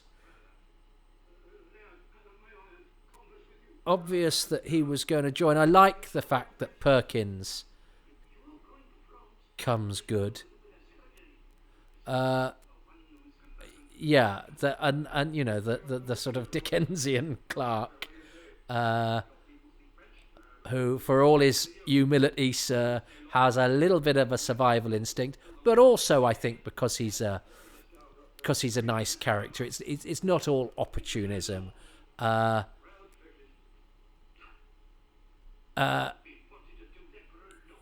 It's partially as well because he's a victim of circumstance and he's trying to survive, and I think it's a nice moment of it, because if Solicitor Grey is not going to die, which is unusual for a Doctor Who villain, Trask is the one there to get the mortal conclusion, whereas Grey unusually, yes, does not die, but he does get his comeuppance, not just at the hands of the Doctor, but his servant, who he's sort of bullied around a bit, the little man gets a nice victory, which I enjoy, and might well be actually what I choose for my moment. We're glad to have you with us too, Fraser Hines, who on a 4-week engagement, as anybody that's associated with Doctor Who will tell you, You will never leave. And he certainly never has, and he's in every Troughton story bar the very first. Which is a pretty hefty... pretty hefty contribution to the show. Good for him. He's a bit of a Doctor Who legend, and I think his rapport with Patrick Troughton is one of the highlights of the era. And he's... Oh, and Fraser, yes, of course, because we're going to have a new character come in now. And Fraser always mentions Guy Middleton, who had been a sort of 30s and 40s matinee idol towards the end of his career and his life here. But yes, Colonel Atwood is played by an actor of quite good of good stock, and it's it's very much a cameo appearance. He's not actually here yet, so I've just said everything about him before he's come on the scene. And is this the first we've seen of Algernon in this episode? So actually the pirate story the ship story is gone, the slave story is gone, and it's more just facilitating the egress of the Doctor and his chums.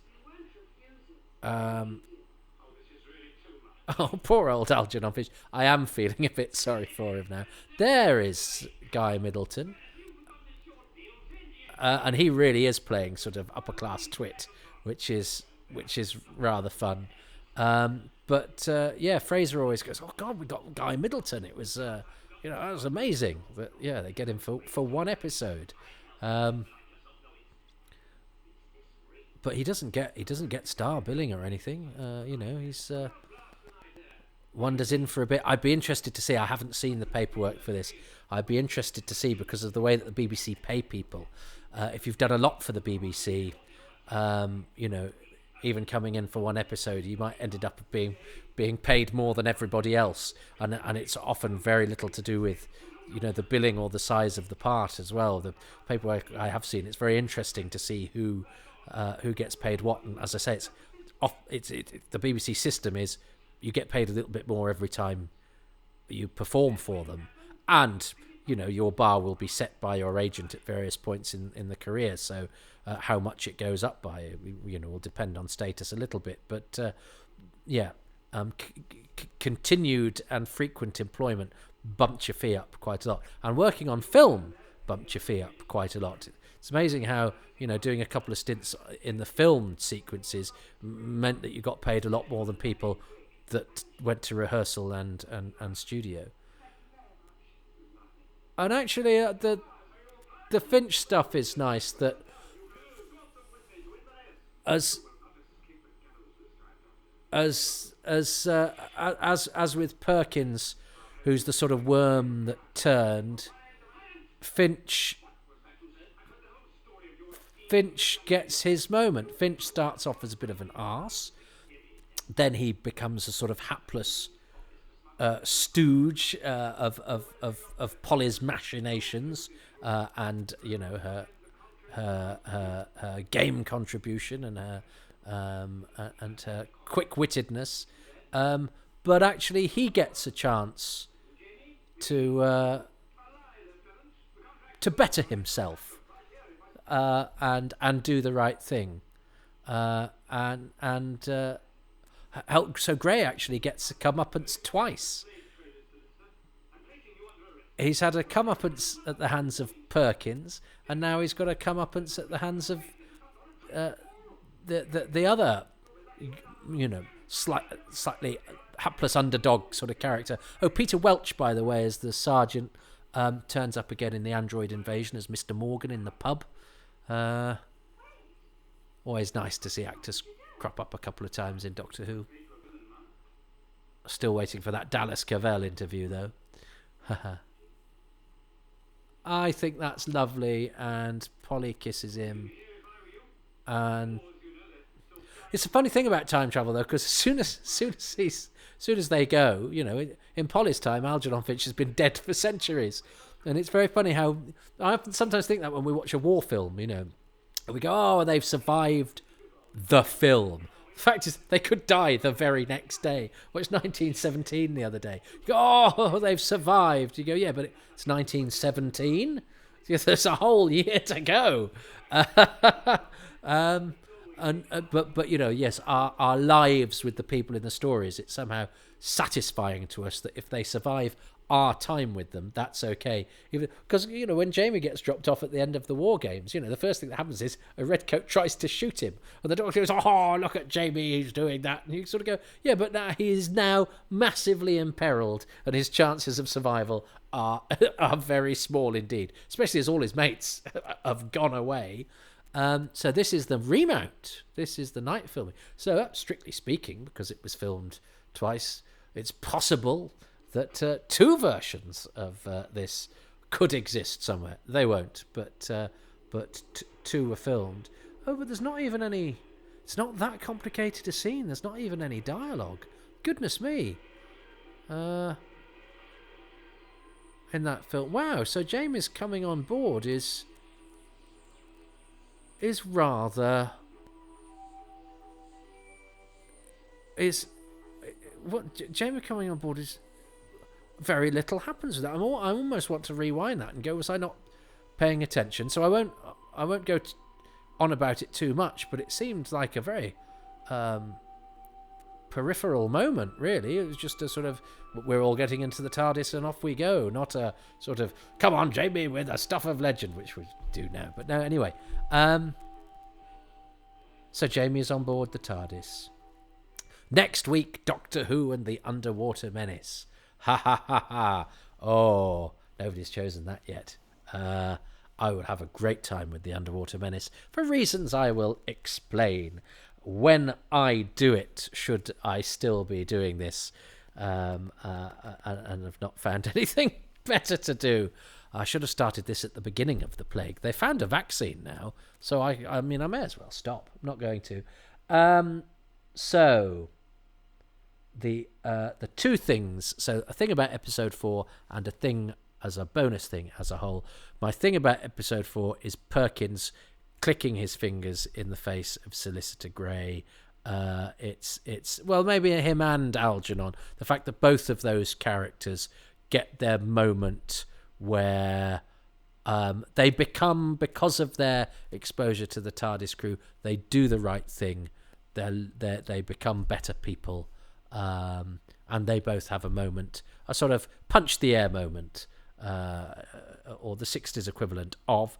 And my thing about the whole story, I think, is the contributions of Ben and Polly, because Ben gets to do his brave thing and gets thrown over the edge, and he escapes from the knot because he's a sailor, so he's that I like all of that, and he tears up the contracts, doesn't he? And very much steers the Highlanders around the Doctor's madness because they don't quite know how to take him, and Ben's the sort of voice of reason. Ben catches on when they don't. And Polly, whose stuff with Kirsty and with Finch is brilliant, and she's very game and she's very smart, and it's her idea to do the orange selling thing, and has a really good contribution to the story that she doesn't get in some of the others, it has to be said. So yeah, the contributions of Ben and Polly, I think, are lovely in that story. What does Peter say? But I am going to go back and watch that end to see Jamie's joining of the show. Episode 4. Well, the one thing obviously I haven't mentioned yet is Fraser Hines as Jamie. This was, of course, Fraser Hines' first appearance as Jamie in the story, and he doesn't get to do an awful lot in the first 3 episodes, but in episode 4, Jamie comes into his own. He takes a lead role in the fight aboard the Annabelle, the slaver ship, towards the end of the episode, and he takes on Captain Trask in a sword fight, eventually forcing Trask overboard and into the Firth. So heroic Jamie then escorts the Doctor, Ben and Polly back to the TARDIS and departs with them at the end of the story, and the rest, of course, is history. So that's my choice for episode 4, Jamie coming into his own with a sword fight against Captain Trask. And finally, my bonus thing that I love about the Highlanders is the Doctor's love of hats.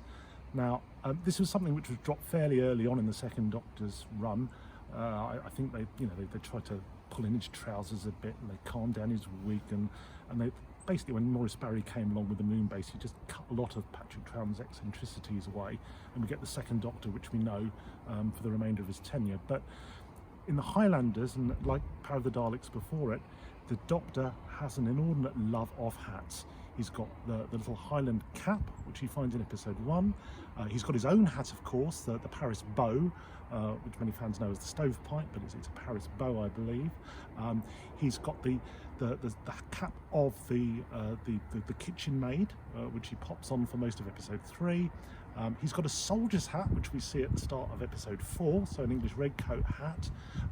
And there's also a hat which unfortunately doesn't survive in any visual form on the telesnaps or any of the few stills which exist from the story, which is a sailor's hat, which I think Ben shows him in episode 3. So that's my bonus thing, the Doctor's love of hats. Hope you enjoyed the story as much as I did, Toby. Oh, Peter Ware. Well, I did now, because I think that's a Paris bow. I've always called it the stovepipe hat. So I would like a fact like that. I've learnt something. I hope you have too. I hadn't adumbrated the number of hats that the Doctor encounters. And I'm a hat wearer myself. I'm indoors for this, but I'm generally, I don't leave the house without a hat, and I have a variety of them. So you'd have thought I would have been a bit more simpatico with the millinery, but those are great choices. And funny, I touched on Jamie, but actually went the other way and went with Ben and Polly. I think probably I took Fraser Hines for granted just because I know, that he has much to come, whereas I slightly lament that this spells the doom of Ben and Polly, really, and their contributions are rather diluted, and they're slowly and rather unceremoniously edged out when Innes Lloyd goes, "Oh, I like the relationship between these two, the Doctor and Jamie." So it was important for me to choose Ben and Polly because I love them. But so the love of hats and Jamie, two very good choices, two things I didn't choose. So after a moment of where it looked like in episode 2, I might emerge from this with some honours. Sadly not. I've much chance of winning this as I have finding a tin of tartan paint. Well, look, we got through the Highlanders.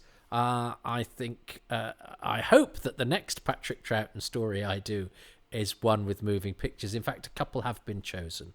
I do have some more missing episodes to come. At the moment, I haven't got many new series episodes to come, so I might have to ask around for some younger people. I've asked quite a lot of young fans, and they say yes, and they haven't got back to me. So anyway, I'll keep flinging it out there. I've got, as I record this, there's a couple of weeks to go till Christmas. I think you will hear this well after Christmas. So Happy New Year to you all. Thanks for joining me in bonny Scotland. Who knows where we'll be next? But for now, awa ye goo. That was terrible. Be on your way. Ta-ta. I think you'll find. I think you'll find. I think you'll find. I think you'll find. Well, I may have lost the competition for this particular instalment of Happy Times and Places, where I was trounced by Peter Ware, but I think I'm even Stevens in the I Think You'll Find stakes, because David Garth was married to Geraldine Newman, who played Hilda in Ever Decreasing Circles. However, I made a boo-boo. I'd initially thought that the stuff on the little singular boat, not the Annabelle, but the little paddle boat, was on film. So I had a look between episodes, and I'd sort of misread the filming, which I thought had just taken place on the Annabelle. It seemed a bit of an ambitious studio set to me. And then having said that, I was filled with doubt. So I went back and checked, and I was right first time, but I was wrong with what I said, therefore, in the broadcast, that the filming was also, it wasn't just the boat and the outside stuff, it was the little paddle boat, the dock stuff, all of that with the water was filmed, which I was surprised that if it hadn't been, because of the amount of water and the nature of the set. So I was right, then I was wrong, and now I'm right again. Oh, that's life. So there we go. I think you'll find I've been both right and wrong at exactly the same time. And hello again, everybody. I did go back to have a look at Jamie's entrance, and of course it's all in the script. He sort of hangs back and Ben opens the TARDIS and Polly drags him in, but of course there aren't really any telesnaps of that. In fact, the only people we see in the telesnaps are Troughton and Michael Craze, and it's all covered in the dialogue in the barn. So that was clearly rewritten because it was studio. So it, they had a while between the filming in the studio in which to get that scene in order, and presumably in the original Jamie had instead gone off to continue the battle, or it would have been would have been a pretty tricky end for him. Although, well, or even he might not have even got that far. He might have stayed on the Annabelle, and all of the subsequent stuff would have taken place without him.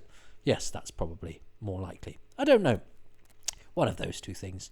Anyway, yes, it's not as cursory as I thought, because all the explanation about Jamie coming aboard the TARDIS takes place in the barn.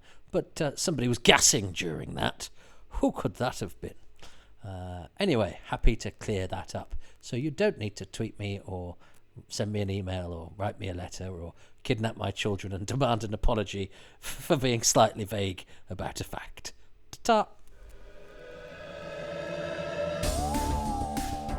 Thank you so much for listening to Happy Times and Places, presented by me, Toby Hadoke. My special guest was Peter Ware, Deputy Editor of Doctor Who magazine, who can be found on Twitter at PercyIvorWoo. Thanks to the patrons who make this podcast possible, who include Ruben Herfindahl, Peter Harness, Rob Leonard, Stephen Moffat, Richard Straw, David, who I think wants to remain anonymous, Jenny at Bluebox99, Paul Carrington, Paul Crook, Peter Crocker, Rob Dawson, John Deere, Chris Dunford-Kelk, Chris Phone, Jason Gorman, Siobhan Galichon, Ian Key, Joe Llewellyn, Darren Mackay, Barry Platt, Luke Adkins, Peter Adamson, Will Brooks, Peter Burns, Rick Byatt, Alex Kafajoglu, Paul Carnahan, Andy Case, Richard Chalk, John Curley, Mark Dakin, and Gary Gillett. The music for this podcast is by Dave Gates, and the artwork is by Dylan Patterson.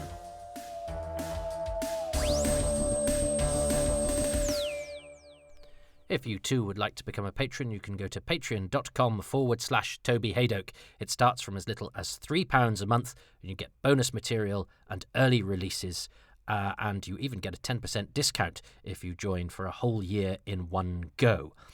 If you can't or don't want to do Patreon, that's fine. You can go to ko-fi.com/Toby Hadoke and do a one-off donation if you're so inclined. But you know what? Neither of those things is important as you just carrying on listening, downloading, and telling your friends if you like this. And if you really like it, perhaps you could give us a 5-star rating at all of your podcast outlets, and perhaps even write a couple of lines or two of a review. That sort of thing really, really helps with algorithms and getting word about this out there, and costs you nothing, but it's priceless to me. Thank you so much.